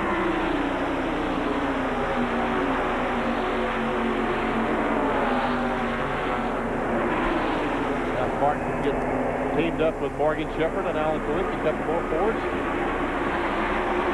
Right now, the last car in the lead lap is King Richard Petty. Started 17th and is currently running in 23rd position. Boy, you've seen that STP on the side of King Richard's car for many, many years. He started, this is his 45th start at Talladega, 2 wins. Last one coming in the Winston 500 in 1983. But for almost 2 decades, 20 years, you've associated Petty and STP. Here's Dr. Jerry Punch with this week's. This Richard Petty memory is brought to you by the First Brand Corporation, makers of STP, Son of a Gun Protector. The year was 1973, and Richard Petty beat Bobby Isaac en route to his 4th career Daytona 500 victory, the first with STP colors on his Dodge. When it was over, Andy Granatelli's antics in Victory Lane overshadowed the win. We went down and everything was working. We got all the brakes during the race. I guess the biggest memory of the deal was me trying to dodge Andy Granatelli in the winner's circle. You know, they'd won the 69 race, I guess, with Andretti at Indy, and you know, he picked Andretti up and give him some sugar and stuff. Man, they come in the winner's circle there, and we was just tickled to death, having a big time. And here he come, knocked everybody out of the way, got up there trying to hug me and all that stuff. And you know, I guess you know, from the racing standpoint, it was just a good race for us. Everything fell in place, but I think I remember the winner's circle more than I remember the race. Here at Talladega. That will come in the Die-Hard 500 later, but the king will always rule here at Talladega and in Winston Cup NASCAR stock car racing. King Richard Petty.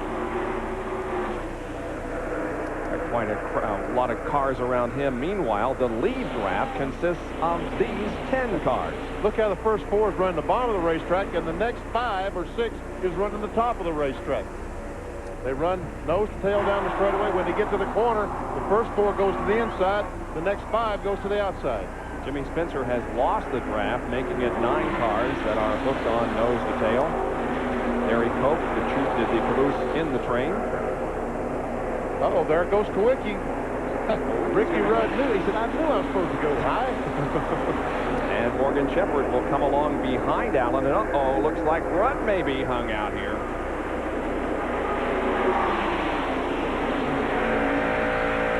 There's a view from inside Morgan's car. He's past Ricky. Now Morgan Shepherd and Derek Cope. Nope. Ricky was able to slide in just in front of Mark Martin. So the leader is Sterling Marlin.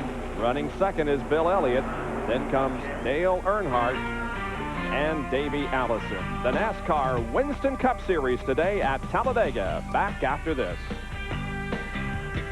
And at Talladega, I'm Bob Jenkins, along with Ned Jerry, Benny Parsons, John Kernan, and Dr. Jerry Punch. 113 laps completed. There were 9 cars in the lead draft. Now there are 8. And the one that is missing is Mark Martin. He's dropped off, not because he got out of the draft, but something's wrong with that car. Yeah, they think it might be the battery going dead on that car. Jerry, have you learned anything about Mark Martin's car? Well, about 2 laps ago, Ned, the car began to sputter, and then the car literally just almost quit running. He thought something was locking up in the rear end initially. They said, no, I think it's in the motor. And they looked, and they think they figured out it's the battery they think is going dead. So Steve Mills had the crew get another battery from around one of their compartments here in the pits, and they're waiting for Mark to get a chance to come on the pit road. They're talking to him now. The car is still running, but apparently does not have a lot of amperage showing in the gauges. So they're waiting to get a chance to bring him on the pit road and replace the battery. In the meantime, Mark Martin will just do as best he can, but he's well off the pace. He will probably stay on the racetrack until he gets lapped. At that point in time, then he can come in and change the battery. But as long as he's the lead lap, he probably will stay out there and just hope for a caution lap.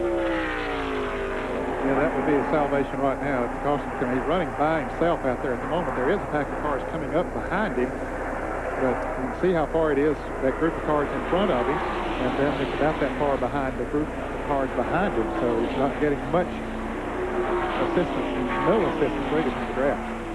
There's Dale Jarrett, Jimmy Spencer, a couple of Chevrolets. Yeah, they lost the lap of the lead group, lost the draft of the lead group a little while back. They just couldn't quite hang on.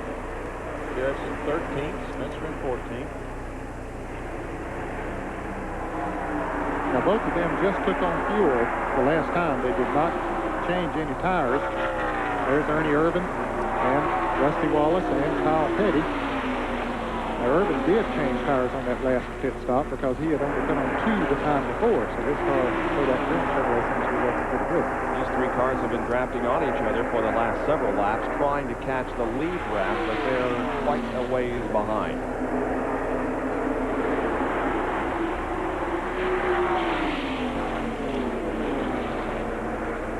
Saw them putting another lap on Darrell Waltrip, who has had just a very, very disappointing afternoon.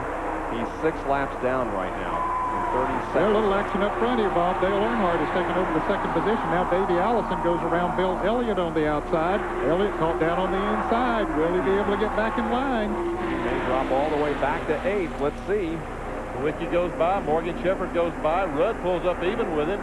Meanwhile, Derek Cope is still, he's on the outside. I think Elliott's in trouble. And caution is on the racetrack. Caution is out for the 3rd time today, so Mark Martin does get somewhat of a break, and it could be because of the number 49 car, Stanley Smith. He's going very slowly down the backstretch. Well, a tough break for the American Batteries Chevrolet, who had such a good qualifying effort and a very good run going here today. Here's the car missing as it goes down the backstretch, so obviously the motor has gone sour on that car. Well, let's take a look at our Western Auto Race recap. Sterling Marlin led 55 of the 115 laps. 2 cautions for 9 laps. We're in our third. 24 cars on the lead lap and 6 leaders, 15 lead changes. Average speed down now to 172.89 miles an hour. That's about 20 miles an hour under what it was earlier. They're the drivers that have led the race and picked up 5 NASCAR Winston Cup bonus points, including the pole sitter Ernie Irvan. Those that have dropped out of the race, mostly for mechanical problems, Charlie Klotzbach in car number 90 has been our only accident victim as he hit the wall coming out of turn number 2, but is okay. As far as the Mechanic of the Year standings are concerned, well, Tim Brewer from Bill Elliott's team is on the top, 10 points ahead of Larry McReynolds. Third is Steve Meal, Andy Petrie fourth, and Paul Andrews from Alan Kowicki's team is 5th in the Western Auto Mechanic of the Year standings. What do you think, Ned? They going to change any tires this time, or yeah, just guess? I think they will. No, I believe they'll change tires this time. Well, are they going to pit? Well, it might not, because, you know, they can make it on one more fuel stop if they run all the fuel out that's in their tanks, but they're going to come in. They're going to get some tires. Let's go to John Kernan on pit road for the call of the pit stop. Mike Beam and the crew are waiting. They were talking it over, deciding to go either right side tires, left side tires. Now they will go with left sides only as the crew goes to work. Fill it up with gasoline. As you said, they'll have to make at least one more stop. Davey Allison is also in, and he's away. Davey must have just taken on fuel. Sterling, the work continuing. Now he is finished down pit road. Let's go down further to pit road, and Mark Martin's pit and Jerry Parks. Well, they have jacked the left side up and taken the left rear tire off. They're going to try to open the battery compartment. The battery now in a small compartment just in front of the left rear tire. Apparently what has happened here in the Valvoline Ford is that the alternator has quit working. Normally the gauge, as we have a tire rolling loose on pit road, a lot of activity down here, a flurry of activity. Apparently the gauge should read about 14 volts on the alternator. The alternator quit working. The gauge reading 10 volts, 9 volts, and it was draining the battery. Now the alternator had quit. That's no problem. They put a fresh battery in and it should get into the end of the race, but they'll have to work on the alternator problem next week. But obviously it cost them some time. It could have been a lot worse for Mark Martin had the caution not come out. They were waiting to get a caution and not lose a lap. Now they are sitting in the pits. The old battery is out. Steve Meal working in the left rear wheel well, trying to get the new battery in, getting the plate put back, getting it taped in position, the cables on, and Mark Martin just might survive without losing a lap. As the pace car now in turn 3, they are almost finished putting the battery in the car, and the Valvoline team, a winner just 1 week ago, may catch a break here at Talladega. Bob?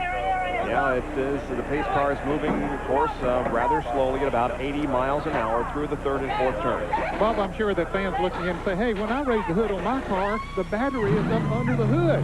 Well, it's at a different place on these race cars, and the big reason they put it back there, one is, in case of a crash, they can protect it some, but more than that, puts that weight of that battery back there on the left side near the rear of the car.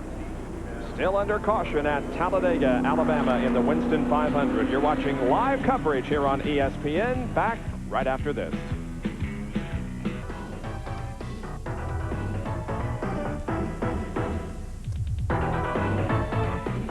Track Facts are brought to you by Quaker State. The Big Q is one tough motor oil.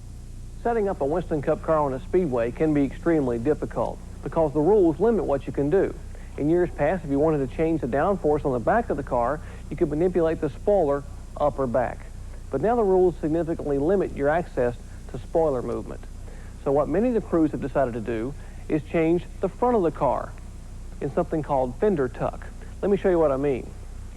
This rod here attaches from the fender to the frame.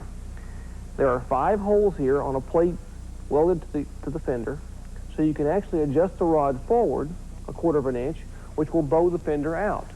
If you turn the fender out, it catches more air in the front of the car, or stalls more air is the term that's used, creating more downforce on the front of the car and making the rear of the car looser, and vice versa.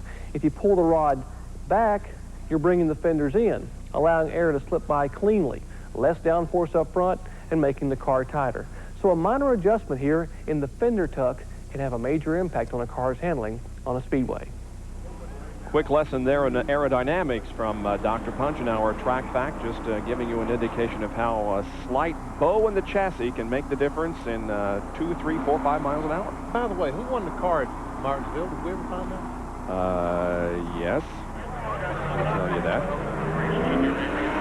Say something. There's Mark Martin coming out of the pits. He's going to be in 23rd place, guys. Last car in the lead lap after his problem. He came back in and changed tires after he changed the battery. I was going to mention last week's winner when we get the results of this week's, but since you asked, the Gillette Halfway Challenge winner last week at Martinsville was Darlene Weaver, a 27-year-old housewife from Dayton, Ohio. Right, Darlene. Way to go. Congratulations. We'll have today's winner hopefully in a few laps. The crowd rises to its feet. There is a huge crowd on hand here at Talladega. Now, Dale Earnhardt went into pits in 3rd, came out 13th. Bill Elliott came out in, what, about 18th or 18th position, so they changed all 4 tires, so they got some work to do to get back up towards the front. Track position, very important, but those 2 guys have elected to give up track position to get some fresh tires. Davey Allison will have the lead as they come down to get the green flag, and Ricky Rudd is running second. So Alan Kawicki laying back just a little bit so he could get a nice running start to catch these guys. He did not want to get left in 2nd gear. And it worked for him. He's right up on the back bumper of the 21 car. Oh, he tried to go on the outside. They almost crashed. Morgan's car, I don't know if he didn't know Kawicki was out there or if his car just went out. Ernie Irvin's car is slow down in 1 and 2. It just did not go when he stepped on the accelerator. In fact, it looked like it may have died. He is running very slowly down the backstretch, now beginning to gain some momentum, but Ernie Irvin is falling way, way behind. Yeah, he has definitely lost the draft. If he has the car up, if he gets it up to speed again, he will have lost the draft, and that's going to be very expensive. Ricky Rudd is as close to the lead as he has had since September of 1991. Rudd has not led a lap in 92. He's second right now. Look at the scramble for position behind him. Earnhardt and Jeff Bodine almost getting together coming off the 4th corner. That's Jeff in the red car, Derek Cope in the red, white number 10. Earnhardt heads for the bottom of the track while Cope remains up on top along with Jeff. And some good action behind them. And guys, this is the place where you hold your breath for a crash. Yeah, you hold on. Yeah, for several laps as they jockey around. You have the lap cars in there that are trying to maintain position, and the lead cars trying to get up through there. Earnhardt had to go back to the end of that line. Could not get by. Here comes Harry again along. Maybe he can latch on to somebody and work his way to the front. Let's get a report on Ernie Irvin from Dr. Punch. Just told his crew minutes ago, Bob, he thought the transmission was about to lock up in the car. Then suddenly it flew out of gear coming off turn 2. That's when you saw him suddenly slow. He has been able to jam it back in gear and collect some speed back, but obviously he's lost a lot of distance, and most importantly, he has lost the draft. And he has lost the opportunity, it would appear, for the Unocal bonus money of $22,800. It will increase by $7,600 for the Coca-Cola 600. The field summary coming up here. Watch for your favorite driver, where he is running, or where he was running last lap. First 3 out front, 3-car draft for the lead. It's Allison, Rudd, and Marlin. Well, these guys would love to just pull away from the crowd, and the worst they could do at the end of the race would be 3rd. Yep. So here comes that big bunch back there. Bill Elliott there was in 18th position. He has now moved up to the 16th position, but he's still mired back in a big pack of traffic. 23 cars on the lead lap. The last car on the lead lap is Mark Martin, who changed the battery during that most recent caution period. Jimmy Means is out, so is Greg Sachs. And 36 through 40 are also out of the race, including Glotzback, our only accident victim for the day. 124 laps are completed here at Talladega. 188 make up this NASCAR Winston Cup Winston 500. How things stand right now. Davey Allison, Ricky Rudd, and Sterling Marlin are in the lead draft, 1st, 2nd, and 3rd. Then here's 4, 5, 6, 7, and 8 running together, led by Earnhardt. Then comes Kawicki. There's Bill Elliott. Derek Cope, who's done a great job, having a great race, and also Rusty Wallace there. And a host of others. Yeah. Bill Elliott's caught down on the inside there once again. Can't find a hole to get back up in there. Gordon Shepard wouldn't let him in there. Remember a song by the Sensations, Benny, back in the 60s called Let Me In, Wee Oo? That's what Bill is singing right now. Yeah, I remember.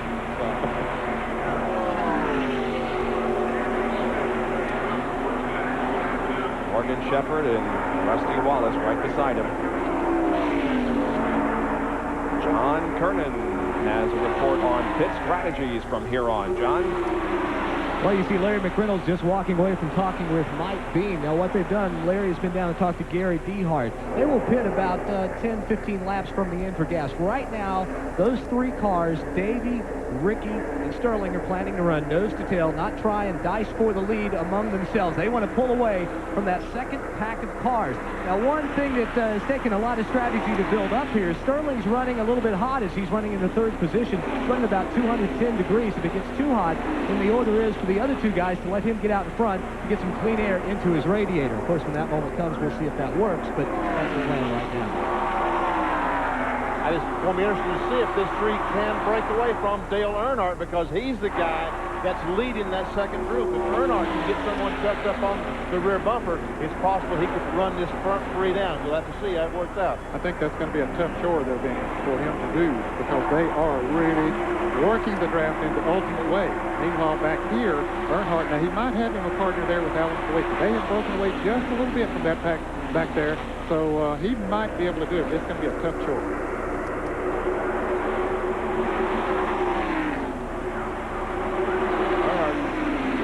Sawicki closes up right on the back bumper burner. That's what they're going to have to do, is get nose to tail and run close to run these guys down. Well, congratulations to Michael Bowe, or Bowie, B-O-W-E, 38-year-old carpenter from Pewaukee, Wisconsin, who is today's winner in Gillette Halfway Challenge sweepstakes. He correctly identified Sterling Martin as the leader of the halfway lap, and he won his Chevrolet Lumina Z34. Entries now being accepted for the next race. Call 1-900-436-7000. The call will cost you 95 cents, and you must be 18 years of age or older to enter. Or you can send your name and telephone number to the Gillette Halfway Challenge, Post Office Box 1868, South Hackensack, New Jersey, 07606. You ever been to Pewaukee, Benny? I don't know. Where is it? I think it's up by Milwaukee. I've been to Milwaukee. Yep. It's about 45 minutes away from Milwaukee, according to Mike Wells, our director, who grew up in Milwaukee. So good to know. Here's the scramble. Mark Martin leading the King, and Buddy Baker and several others. Dave Rader. That's the 16th car on the inside. Wally Dallenbach. I see Dick Britton, the stiffest car on the outside there. Rick Mast, the old classic car. And all of those are in the lead lap, except for Harry Gant is not, of course. He is one lap down. We might make mention that both Harry Gant and Rick Mast have re-upped with their U.S. Tobacco sponsorship until 1994. So you'll continue to see Mast and Gant running in their Skoll cars through 1994. Harry's going to be an old man by that time. Well, he read draw Social Security. 132 laps completed. Out front, it's Allison, Rudd, and Marlin in the Winston 500. Talladega, Alabama, where ESPN is presenting live coverage of the Winston 500 from the Talladega Super Speedway. And performing super at this point is Davey Allison, along with Ricky Rudd and Sterling Marlin. Those three cars running by themselves, and a lot of racetrack back to fourth place, Dale Earnhardt. John Kernan has a report on pit road. Well, Bob, you say that Davey is running super. Hey, it's got to be the shoes. Remember a couple weeks ago at North Wilkesboro on a pit stop, Joey Knuckles, while running around from one side of the car to the other, lost a shoe. Well, Mike Kofer, the kicker for the San Francisco 49ers, who also happens to be a North Carolina State graduate and NASCAR fan, was watching. And a couple of days later, Joey got these shoes in the mail. You'll see they've got the regular laces there, and also some Velcro snaps here. It says guaranteed not to lose these shoes. Now let's go down pit road to Jerry Punch. We talked about drivers and teams trying to do some things to change their luck. Take a look at the Kodak team.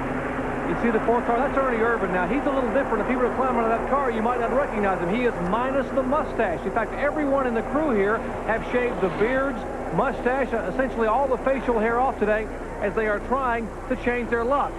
And, of course, one crew member back in Abingdon, Virginia, by the name of Mike Harris, who is a machinist, is breathing somewhat of a sigh of relief.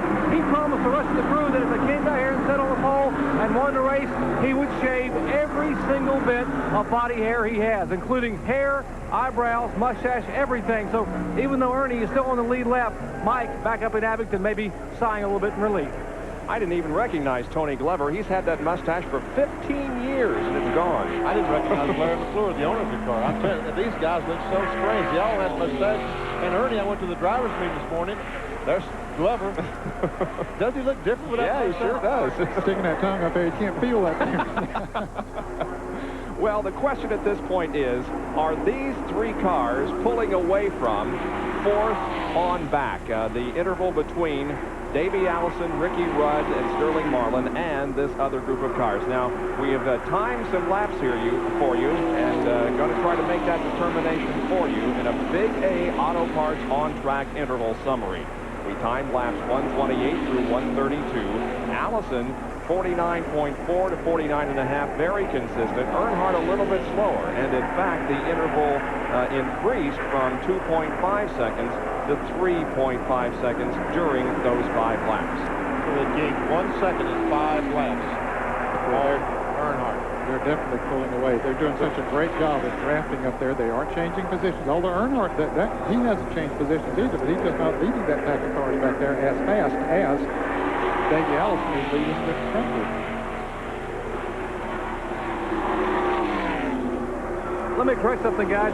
The machinist who is standing by back in Abingdon, Virginia, the Kodak crew, that is Mike Hipp, otherwise known as Hippie back there. He's the guy sitting here watching the ESPN telecast right now with a safety razor and a can of shaving foam, hoping maybe his driver will win or maybe hoping he won't win. I'm not really sure, but anyway, he's watching this back there in Virginia.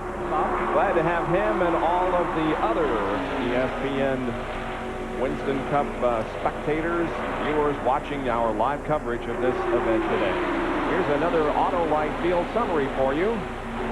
There you see the top 3 and then that other group of cars on back, including Earnhardt and Kawicki. And look at the scramble for position. Bill Elliott is trying his best. He's up on the high side, but here he sees that Jeff Bodine down on the inside. And they are really doing some scrambling around for position back there. Elliott feels that he has the fastest car of that group. If he could just get up there, and he has worked and worked and worked, and is gradually moving up there, and he could pull down faster, I believe, if he could get up there. It'd probably help everybody if they just knew that he wanted to get up there and pull them around. But naturally, you're going to be hesitating to give up that position.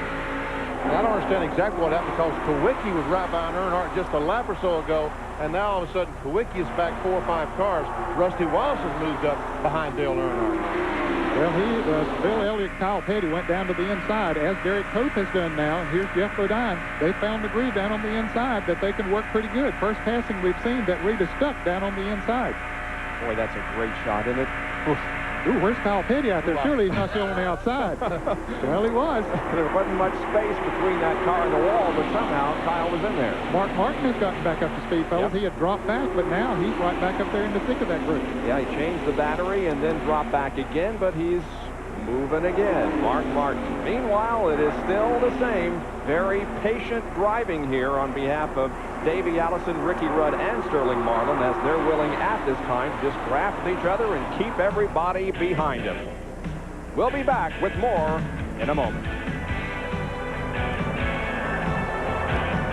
Ricky Rudd, first of all, lost second place, got out of the draft. Next thing, he was in the wall in turn number 2, sliding down the banking. He has the car headed in the right direction again. Here's what happened. The car slowed. He was going slow, and all of a sudden it just goes sideways. It's like he had a flat tire or something. He goes up, kisses the wall, comes back down. There was a big gap between he and that other big group of cars. He was lucky that none of those other cars were coming along, and he comes down to the inside. Vinny, I believe he did have a tire going down. That's what caused him to do that. Yeah, there we it see is. the right rear tire here. Yeah. Anyway, what that did, of course, was essentially eliminate Rudd from contention, but it also brought out another caution, and that's going to close up the field. And it'll let them make that last pit stop. One more pit stop. They needed 4 fuel. Now they can make it. Don't have to worry about stopping anymore. And will they change tires, or will they just gas and go? We'll wait to see.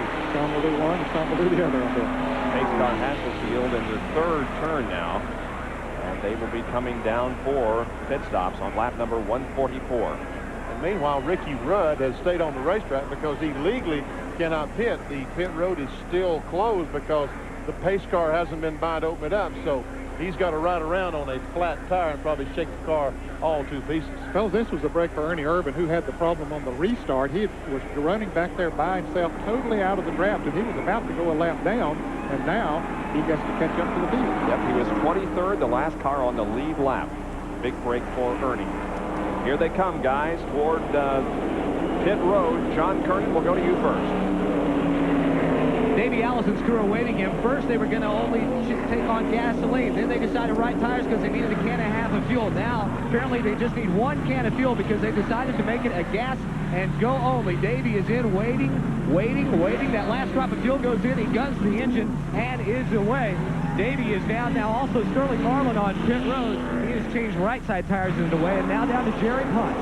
Well, likewise, the exact same thing down here. John Earnhardt is already gone, as is Bill Elliott. They came in for a gas to go. Now, one of the drivers, now Wallace went up to third. Earnhardt is fourth. Now, one of the cars who did need to come in for a tire change, and you heard him say up there a minute ago, a big break for Ernie Irvin. This Kodak Chevrolet crew now have changed right side tires. They will come around and change left side tires. One tire beginning to roll away across pit road and now being grabbed by one of the friends next door, the Goodrich crew. Left side tires going on. They have made a chassis adjustment here back in the car, and Ernie Irvin is down and away.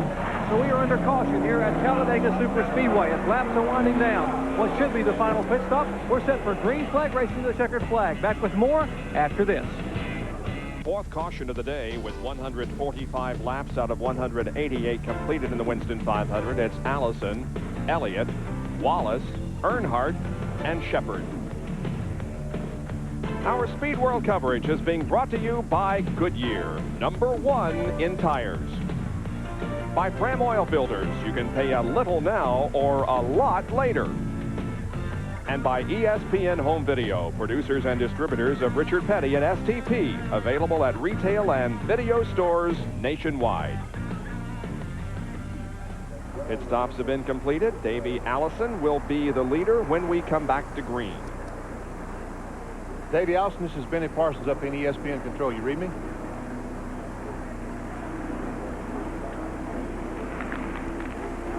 Trying to establish radio contact here with Davey Allison. Again. Davey Allison, this is Benny Parsons. You read me? Not making it to the truck where it's supposed to be. So, why'd you give me that bad radio, Bob? Wasn't my fault.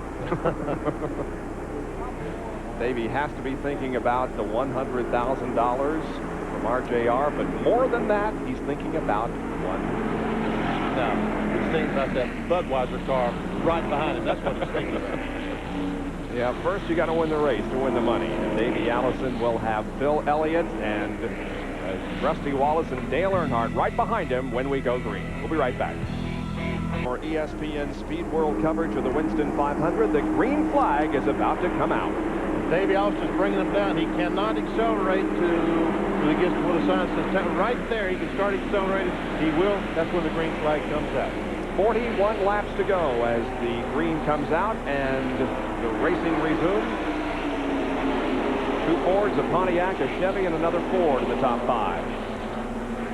Martin is 6th, Dale Jarrett is 7th. And in the 8th place is the car number 22 of Sterling Marlin, the guy who's run up front all day. So he's been in the pits a little bit longer, perhaps changed some tires, while the others just took on gas. Jarrett has been quietly competitive in the top 10 most of the day. And Kowicki went 3 abreast coming off the second corner. He's back in the back trying desperate to get up to the front. There he's on the inside of Baker.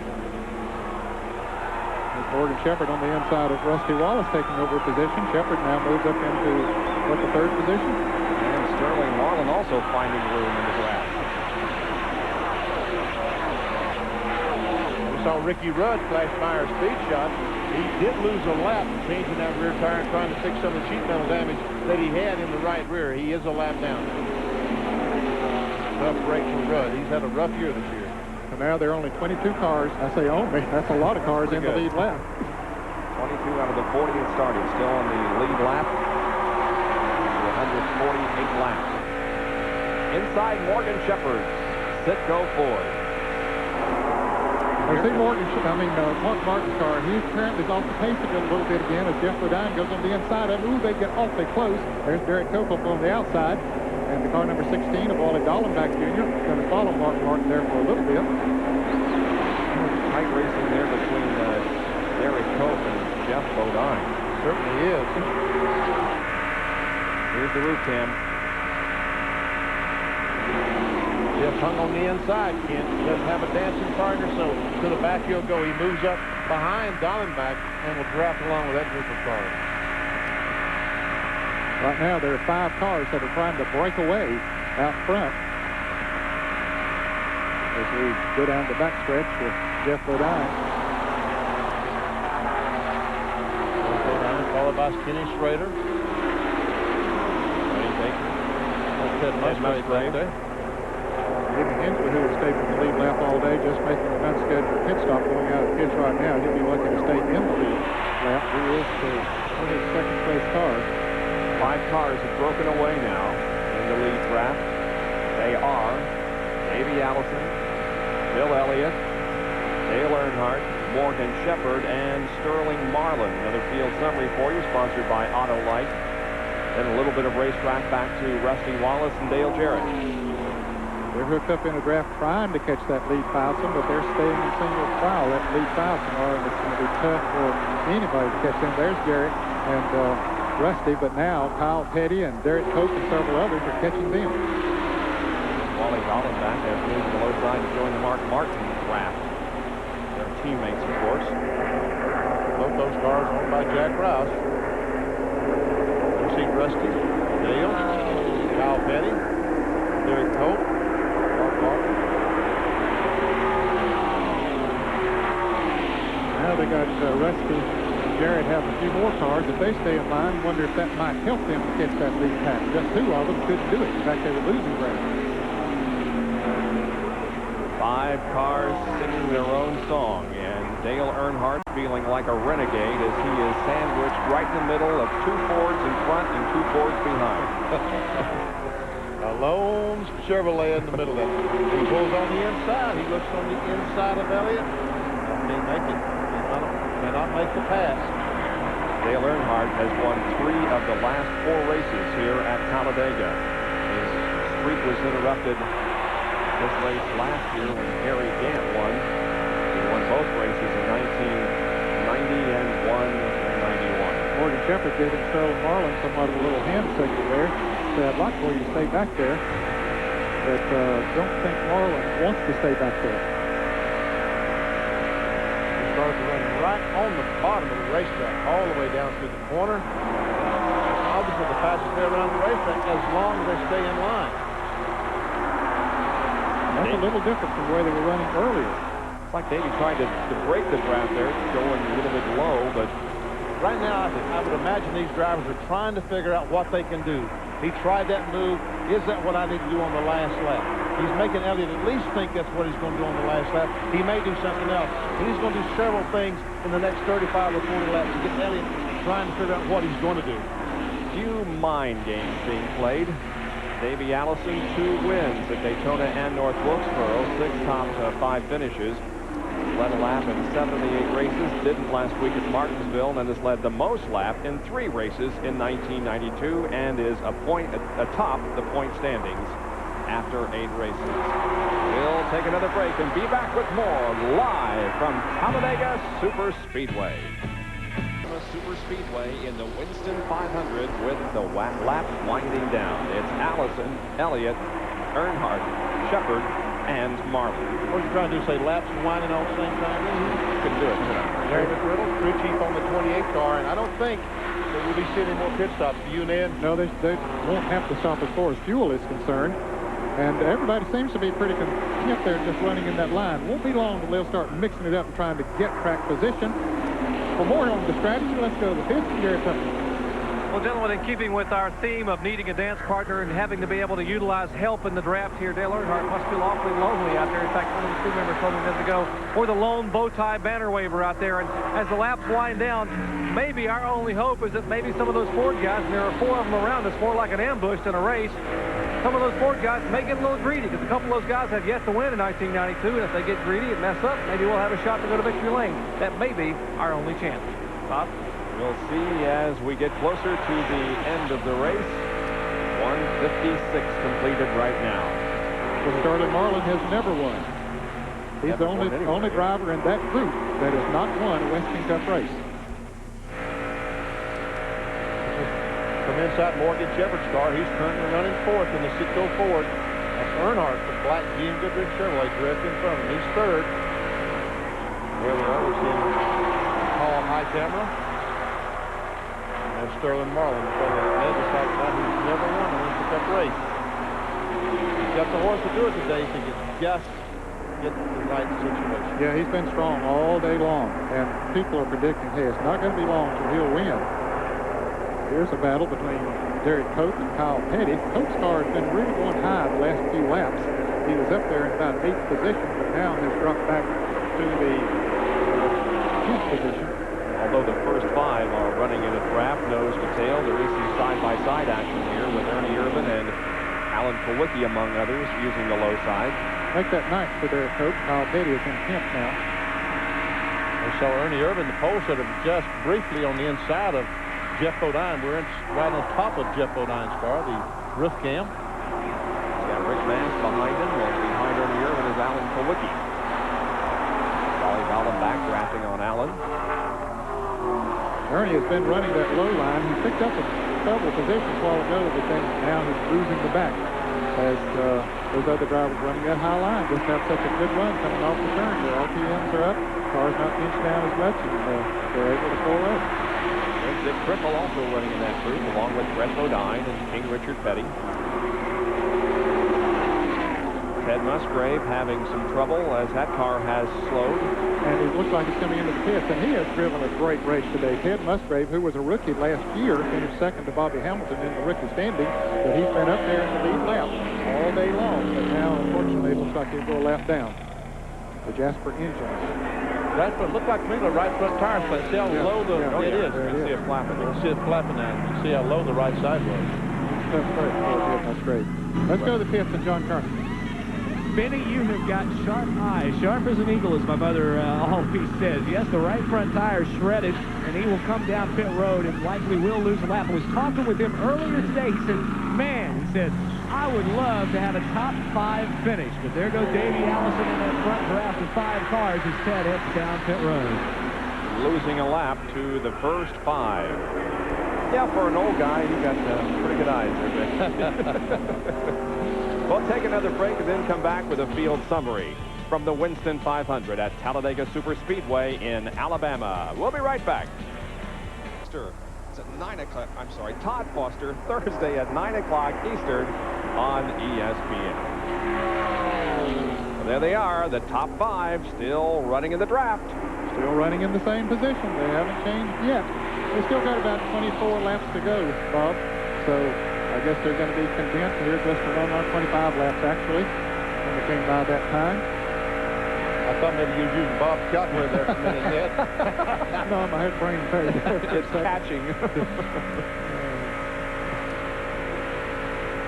Here's the Autolite field summary that we promised you. This is how they were running last lap.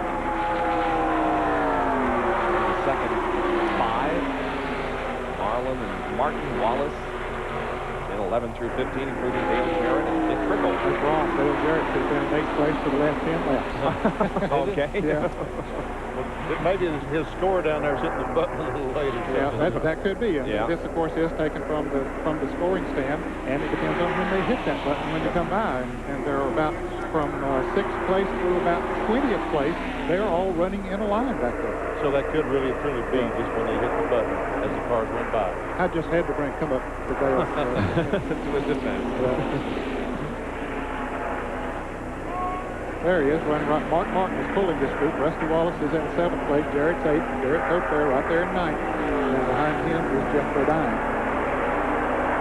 You can see what a line of cars. All of those cars are in the lead lap. That is 6th through 20th. I think we have 21 cars now in the lead lap. There were 20 cars in the lead lap. Yes, Dave Mater, the 9 car, is the last car on the lead lap. And here's Kyle Petty trying to go on the outside of Mast, and he may have Mast hung out to dry. Oh, yeah. Richard Petty, the king, is right in that group of cars. He stayed in the lead lap all day. And I'll tell you, it's been a while since Richard has been in the lead lap at the end of the race. It's good to see him up there running, staying in the lead lap. Well, the last 3 short tracks we've done, Bristol, North Wilkesboro, and Martinsville, just early on, the first few laps, Richard had some problems, and Man, 3 races in a row. Okay, that's the battle for the last place on the lead lap. Dave Mater, it looked like, was trying to pass Ricky Petty there and take over that 19th or 20th position. That's how much racetrack there is between that group and the 5 that are running up front. Ricky Rudd's going 2 laps down now. He cut a tire, hit the wall, and slid down the banking a few laps ago. Well, that's a tough break for him. He was in second place when that happened, and now he's just going right on down the line. The other car with that blue car that we saw was Dave Marcus. He's still in the race. As Ned said, the STG car coming out of Huntsville, Alabama. Southeast Technical Group. They're all trying to figure out now, what can I do to win this race? That's exactly what's going through every one of their mind is, what can I do? Do I need to team up with, Sterling Marlin says, do I need to team up with Morgan, or when he moves out, do I need to go up and get on Earnhardt? And Earnhardt's, you know, they're all trying to figure out, what do I need to do? Getting an interval here from a speed shot. 2.4 seconds. That was back to that Dave Marcus and Ricky Rudd. Here comes the Stickers car. Yeah, they're continuously losing ground to that top 5. You know, I raced down here since 1970 through 1988, and I was in this position several times. I don't know, maybe 5 or 6 times. I was in exactly this position, trying to figure out right now, what do I need to do? And you know what? I never figured it out. Everybody says, how do you win at Talladega? I don't have a clue. You got to, whatever circumstances present themselves on that last lap or the last couple of laps, and you try to take advantage of them. And of course, most year races were without restrictor plates, right? Yeah, that's now did you run with the restrictor plates? I did. Back in the early 70s, we had restrictor plates, and then in 1987, once again, we had restrictor plates. Now here's from the lead group back to the second pack, 11.4 seconds. Wow, that second group is big. There it is. Wow. Ooh, Ernie Urban and Cope get together a little bit. Ernie's still running that bottom line down there. He and Alan Kowicki are determined to stay down there and try to pass those guys on the bottom. This has been an amazingly safe race. Charlie Glotzback has had the most serious contact with any wall, and he's okay. Ricky Rudd, the only other one. Back in a moment. Go in the Winston 500 from Talladega Superspeedway in Alabama. It's Davey Allison, Bill Elliott, Dale Earnhardt, Morgan Shepherd, and Sterling Marlin, the top 5 running in a draft. And the Western Auto mechanic of the race is Mike Beam from Sterling Marlin's crew. Crew chief on the Marshall House, Ford Thunderbird, out of Junior Johnson's shop. All those points, of course, accumulate during the year to the Western Auto Mechanic of the Year award that will be handed out at the NASCAR banquet in New York City in December. That's Harry Gant, last year's winner, the Skoal Bandit, going another lap down. He's now 2 laps down, and it's just amazing what wind tunnel time means. This car was put together, as I said earlier, I think Jerry or John said, put together, didn't have a chance to take it to the wind tunnel and work out the small details and rendered the car uncompetitive. Yeah, he just was not competitive from the drop of the green flag and is in 26th position. Still 20 cars in the lead lap. There are 5 of them. Can't even hang on to the lead draft here.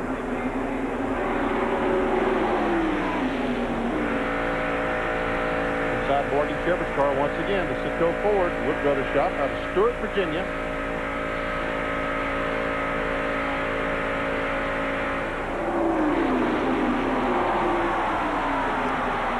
Guys are not running as close as you can, but they're probably backing up just a little bit and keeping the engine as cool as they can, getting as much air as possible through the grill, but yet try to get the maximum speed out of the car.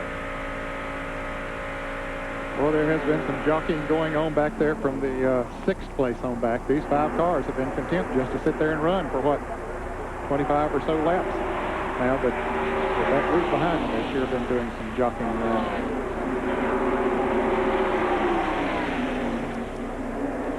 Still trying to figure it out, Benny, what they want to do. It's not time yet, though. They still got, they're working the 174th lap now, and the race is 188, so they got 14 more laps to go. Yep. Dale Earnhardt's record here at Talladega is impressive. 26 starts, 5 wins, 12 top 5s, and as we came into this event, had won 3 of the last 4. Took over the Winston Cup points lead after this race in 1991, and he never let go of it. So obviously he knows what to do on that last lap for him, winning the thing 5 times. That is going to be a scramble on that last lap. Percentage-wise, you would think that the Ford win streak is going to continue because Dale is carrying the GM banner all alone in those top 5. But hey, you never know what's going to happen here in the last few laps. So that's right. Remember, Davey Allison beat him yesterday in the IROC race by about 3 or 4 feet. So you could see a replay of that. Well, they're by themselves. There's another car in sight.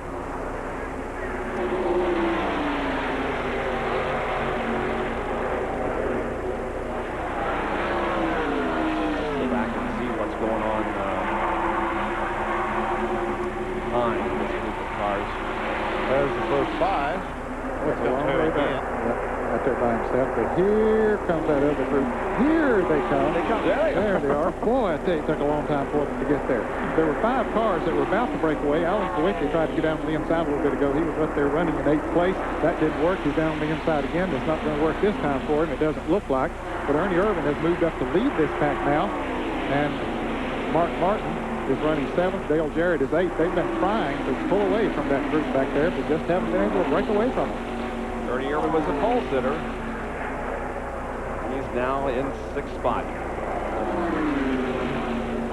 Irvin, Mark Martin, Dale Jarrett, Rusty Wallace, Derek Coates, Jeff Bodine, there's Kowicki, and Jimmy Spencer. Some of our spotters a moment ago had heard something that's there's trouble. Look out. Jimmy Spencer is the car in trouble. Car lifting. Oh, but it did not go over. Unbelievable. Whoa, unbelievable. The car had to go over. And look, just put it in gear and go on, Jimmy. What a ride that had to be. Gee whiz, I could not believe that car got as far over as it did. See, settled back down. He put it in gear. He's going on. He may not lose a lap. No, if he gets him back out on the pavement, he's going to be okay. He'll stay in the lead lap. You remember Davey Allison rolled over early in the Daytona 500 a couple of years ago and didn't lose a lap. And boy, Jimmy Spencer, that was unbelievable. Watch this. Here's Spencer and Dallenbach. And Wally, let's see, what happens here? Looks like Spencer, some slight, oh, I see. Dallenbach got bumped by Kyle Petty. Just barely got bumped by Kyle Petty. Look at it. Get up on the left nose of the car. It comes back down, wants to flip over, but it don't. It stays down. One thing that helped it from not flipping over, he got to going in the forward position again, and the air helped to keep it on the ground. That's right. If he had came down on sideways, the car would have started rolling. But since he came down in forward position, Jimmy puts it in gear and drives off. Okay, do we make pit stops, guys? There will be 11 laps to go when they come back. He's driving it around to the pits. That is a good question. What do you think? Will they pit? Only 11 laps to go. What do you think? Guys, are they going to pit? What do you think? No, they did not. Come out yet. Jimmy Spencer did go a lap down when he came into the pits there, but the pace car now just about to come out, so they can't come into the pits until the next lap. No, and Buddy Baker has a problem also. It's like a wheel bearing. He's lost a wheel bearing on that car. See the fire? He has. He's lost a wheel bearing, and the wheel's about to fly off, and I wouldn't be surprised if he doesn't fly off. Remember at Michigan a couple of years ago, that wheel went rolling down the back straightaway on fire, the hub? Yeah, yep. That's exactly the problem he's got there. 5th caution flag of the afternoon waves over Talladega Superspeedway for an accident involving Jimmy Spencer. Taking the ride of his life, perhaps, but he's okay. He drove the Molly Black Gold car back into the pit area. And you can see that a couple of members of Dale Earnhardt's crew have come over to find out how Jimmy is after that very scary ride. This is what happened on the backstretch. We'll be back in just a moment.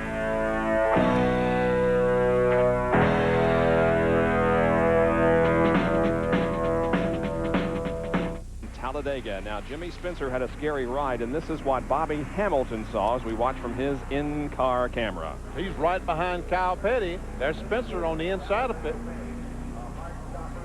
And Dallenbach goes down, just touches Spencer's car, and away he goes. Wally did a nice job saving his car because he was sideways. He really did. He might have just went up into Kyle just a little bit as they came off of that turn. and just caused him to go down into Spencer. Spencer was going up. And these guys chose not to pit. Yep. They decided to stay on the racetrack, not give up that track position for tires. They're able to, the tires are good enough, they can run 60, 70 laps on them, still run wide open, so they stay on the racetrack. 19 cars in the lead lap. I did see Rick Mast come into the pits. He is currently 19th. He had nothing to lose. Don't blame him. When they come down, they will complete lap 179, and that means there will be 9 more laps to go, and obviously at least one more of those will be under caution. So 8 laps of green flag racing to decide who's going to win it. If this guy wins it, he's got 2 legs up on the Winston Millions. Right. And 100,000 in the bank. Yeah, 100,000 in the bank, and another, and 2 chances to pick up another $900,000. Coca-Cola 600 in Charlotte, and the Southern 500, the Heinz Southern 500 in Darlington in September. If he can win one of those 2, $1 million. Well, there's Elmo, and he is driving the pace car, and they have just signaled that the next time Elmo will pull off, and we will go back to green. But we do have time to sneak in another commercial break for you before they go to the green flag and settle the winner of the Winston 500 from Talladega Superspeedway. It means 8 more green laps of racing. Davey Allison has the field in tow, and he has reached the point where he can begin accelerating. He does so. Here they come. Let's see what happens. Elliott right behind him, then Earnhardt, then Morgan Shepherd, and then Sterling Marlin. Those 5 cars had broken away from the lead pack before, from the other pack, I should say, before this caution came out.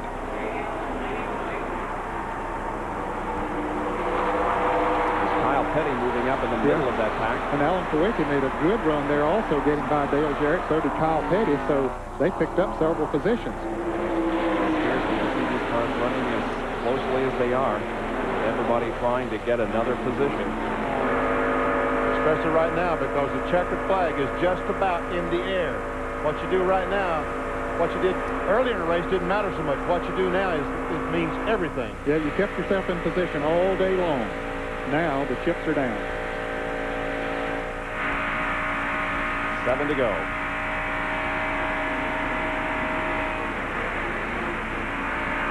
Riding with Jeff Bodine or Luke Cam on the Motorcraft Ford. Ahead is Gary Cope. I tell you, Ernie Irvin has got himself up there in position now in 6th place, and he's with the lead pack. 6 cars have broken away, forming the lead wrap with Davey Allison still leading. There's a little bit of racetrack back to Alan Kowicki, but there is Ernie Irvin at the end of this 6-car draft. Body man might have to start sharpening his razor.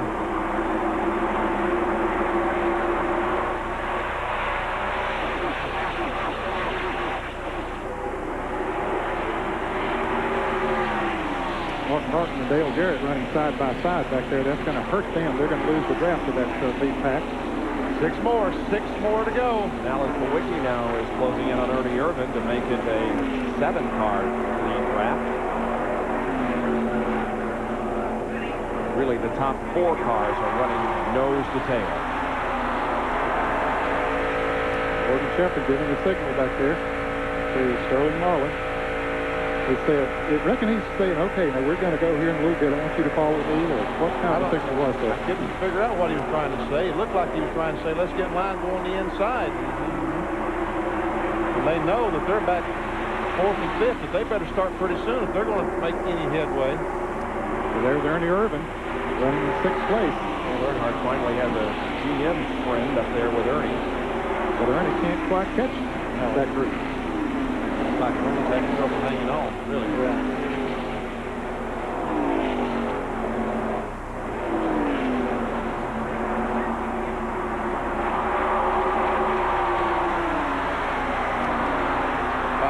Four and a half laps now. 4.5 to go.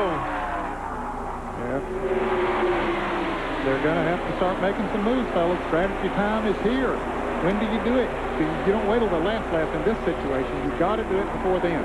Davey Allison is thinking, well, I've led so many laps and nobody has made a move. Maybe I can go the rest of the way without anybody making a move and win this race and move a step closer to $1 million. Yeah, but he knows they're going to make a move back there. See how much closer these cars are nose to tail than they were 10 laps ago before the caution flag? Now they all know we've got to stay tight because the decisions we make in the next 2 or 3 laps is going to make a difference. Who wins, who loses. Less than 4 laps to go. Davey Allison continues to lead. And Ernie Irvan has caught back up with that back. Yep, he's right there. Knocking on Sterling Marlin's back bumper. There's the pole sitter for this race. About 3 hours ago, Ernie Irvan let him down for the green flag, and now we're very close to the checkered flag. He let him down for the green flag, but that black 28 that's in front now led the first lap. There's been other leaders. Davey Allison led the first lap and is trying his best. And here goes Sterling Marlin. He rides on the outside. Yeah, Morgan said, okay, if that's where you want to go, I'll go down. They come 3 wide down through here in complete lap 185. 3 more laps to go, and they got 3 of restricting. Oh, and Morgan Shepherd almost gets shoved up into the wall, but he saves it. There was some contact. We saw just a little bit of smoke as those two cars met. Morgan Shepherd drops back to 6th position, but he's lucky that he didn't slide up into the wall. Now the two Chevrolets are together. Dale Earnhardt and Ernie Irvan. You can see the tire mark on the side of the 6 go forward as Morgan Shepherd looks at his front windshield. He has lost the draft of that crowd. In fact, he's going to lose some more position because Alan Kowicki and Dale Jarrett back there battling with him. 5 cars now in the lead draft as they come down to complete lap number 186. 2 more laps to go. It's Allison, Elliott, Earnhardt, Irvan, and Marlin. Shepherd has dropped all the way back to 10th position. Jerry Punch has a report on pit road. The Kodak crew is screaming now at the Goodrich crew, okay, let's go, let's go, let's go. Tony Glover just ran over to Richard Shoulder and said, okay, we're together. We got a shot. Let's take on the Fords. Let's go. Glover is really excited. He is pumped. It's the best his driver has had a chance to run all afternoon. They're going to have to make their move quickly, though, guys. Time's running out. Coming down for the white flag. Davey Allison, the white flag this time by. He's up between 3 and 4. No movement yet on part of either Earnhardt or Irvan, the GM guys that are the 2 Chevys in this group of cars. Here comes the white flag. 1 more lap to go. 2.66 miles to go for Davey Allison. Elliott looks on the outside. Davey's going to try to take him up high. Here comes Earnhardt on the inside. Now Bill comes down and they almost touched. They did touch, I believe, but Elliott managed to stay in 2nd, and he managed to keep Dale Earnhardt back in 3rd position. Still no movement. They run nose to tail down the backstretch. Let's see what happens now at the end of the backstretch as they set into the 33 degrees of banking of turn number 3. Ernie Irvan looking to the inside. There goes Dale Earnhardt to the outside. Ernie will follow him. Dale slides way up on the racetrack. He's in a battle for 2nd position with Bill Elliott. They move off of turn number 4 and come down through the tri-oval. Davey Allison still has the lead. He's trying to break the draft. It looks like he's going to win it. Battle for 2nd between Elliott and Earnhardt. Here's the checkered flag, and Davey Allison wins it. 2nd place goes to Elliott. 3rd place to Earnhardt. 4th, I believe, to Marlin, and 5th to Irvan. But boy, it was close. It was close. And Davey Allison, $100,000 in the bank. 2 shots to win $1 million. If he can win the Coca-Cola World 600, or if he can win the Southern 500 in Darlington that we'll televise for you Labor Day weekend, he will win $1 million just like Bill Elliott did back in 1985. Well, let's see if he'll talk to us now. Davey Allison, this is Benny Parsons up in ESPN. You read me?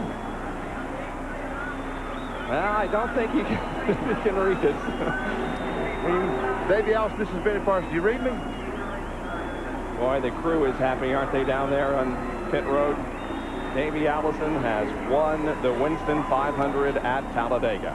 And that's 2 in a row. Won the IROC race yesterday and comes back today and wins the Winston 500. Yep, he has won more races than any other driver at Talladega. Now, that includes victories in ARCA. He has many. In Winston Cup, in IROC competition. And Davey Allison wins really the one that he wanted to here at Talladega today, because he is a step closer to $1 million bonus. Now, see, those cars are stopping, and NASCAR is checking the rear spoilers, checking the rear spoilers to make sure that the rear spoilers are set at the right angle. See, right now, you see the official? He's checking. That's Gary Nelson, checking the angle on the rear spoiler to make sure that it's correct. It's okay. Davey Allison can go on. And so can Bill Elliott. Wow, an exciting, exciting race here at Talladega today. Davey Allison, who started outside of the front row, comes home the winner of the Winston 500. Well, we'll be back to talk with him in victory lane. There you can see the crew members coming out and congratulating Davey on his win here at Talladega. Back in a moment. The NASCAR Winston Cup Winston 500 from Talladega Superspeedway in Alabama has been completed. And the winner is Davey Allison. We'll be down to talk to him in just a moment. Our Speed World coverage is being brought to you by Ford and your Ford dealer. Have you driven a Ford lately? And by Quaker State, the Big Q is one tough motor oil. Well, the Ford streak continues, and we go to the winner's circle for our Kodak Gold Film winner interview. Here's Dr. Jerry Punch. And he's not happy at all getting out of that big, bright Ford and the cold drink. Davey, congratulations on an outstanding effort. Those last few laps were unbelievable. Thank you, Jerry. You know, yesterday in the IROC, excuse me, yesterday in the IROC race, we had to make a move to get back to the front after losing the lead. And today, I just felt like I needed to do something a little different than what I did yesterday. And everything paid off. Texaco Haviland Thunderbird handled great all day. We didn't even make any adjustments at all. Didn't even put tires on the last caution, just filled it up with gas. The car drove great. I gotta thank Robert Yates, Texaco Haviland, Larry McReynolds, all the guys on this crew for a great job. And I want to say hi to Krista and Robbie out there. It looked like those last couple laps that you had to realize the crew, I'm sure, told you that the 4 car had caught the 3 car, and so it's going to be even out, 2 Fords and 2 Chevrolets for those final 4 or 5 laps. Well, I saw Ernie when he caught the pack or when he made the move and got behind Dale.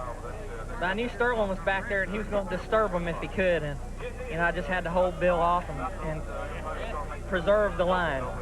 Unbelievable weekend for you. IROC yesterday, Winston Cup, and you just guaranteed yourself $100,000 toward that Winston million. Well, that's a heavy hit, Jerry, but, you know, I'm shaking right now because this is the first time I've ever won 2 big races on a single weekend. And, you know, I've never had a Busch Grand National victory, so I hadn't been able to back one up with a Winston Cup win. And this is the first time we've won 2 big races, so I don't know how to take it. Well, he's smiling. He's taking it awfully well here with wife Liz and the rest of the Haviland crew in victory lane. Davey Allison wins the Winston 500. Let's go up to the garage area and check in where John Kernan is standing by with Sterling Marlin. John? Sterling, a heck of a job today. He's led a lot of laps and raised a lot of money for a good cause.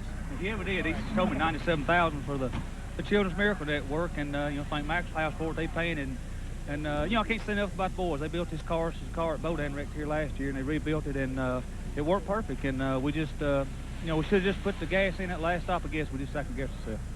You know, what are you going to have to do to win one? I mean, you led laps today. You were right there.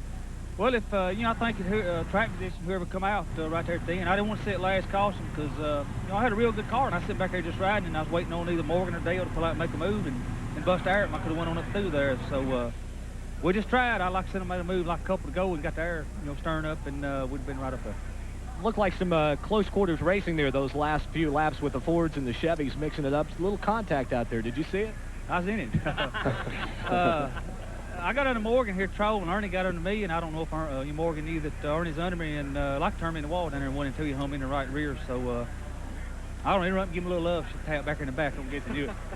That's Sterling Marlin. Tell you what, he's going to win one soon, guys. 195-mile-an-hour love tap? That's not a love tap. No.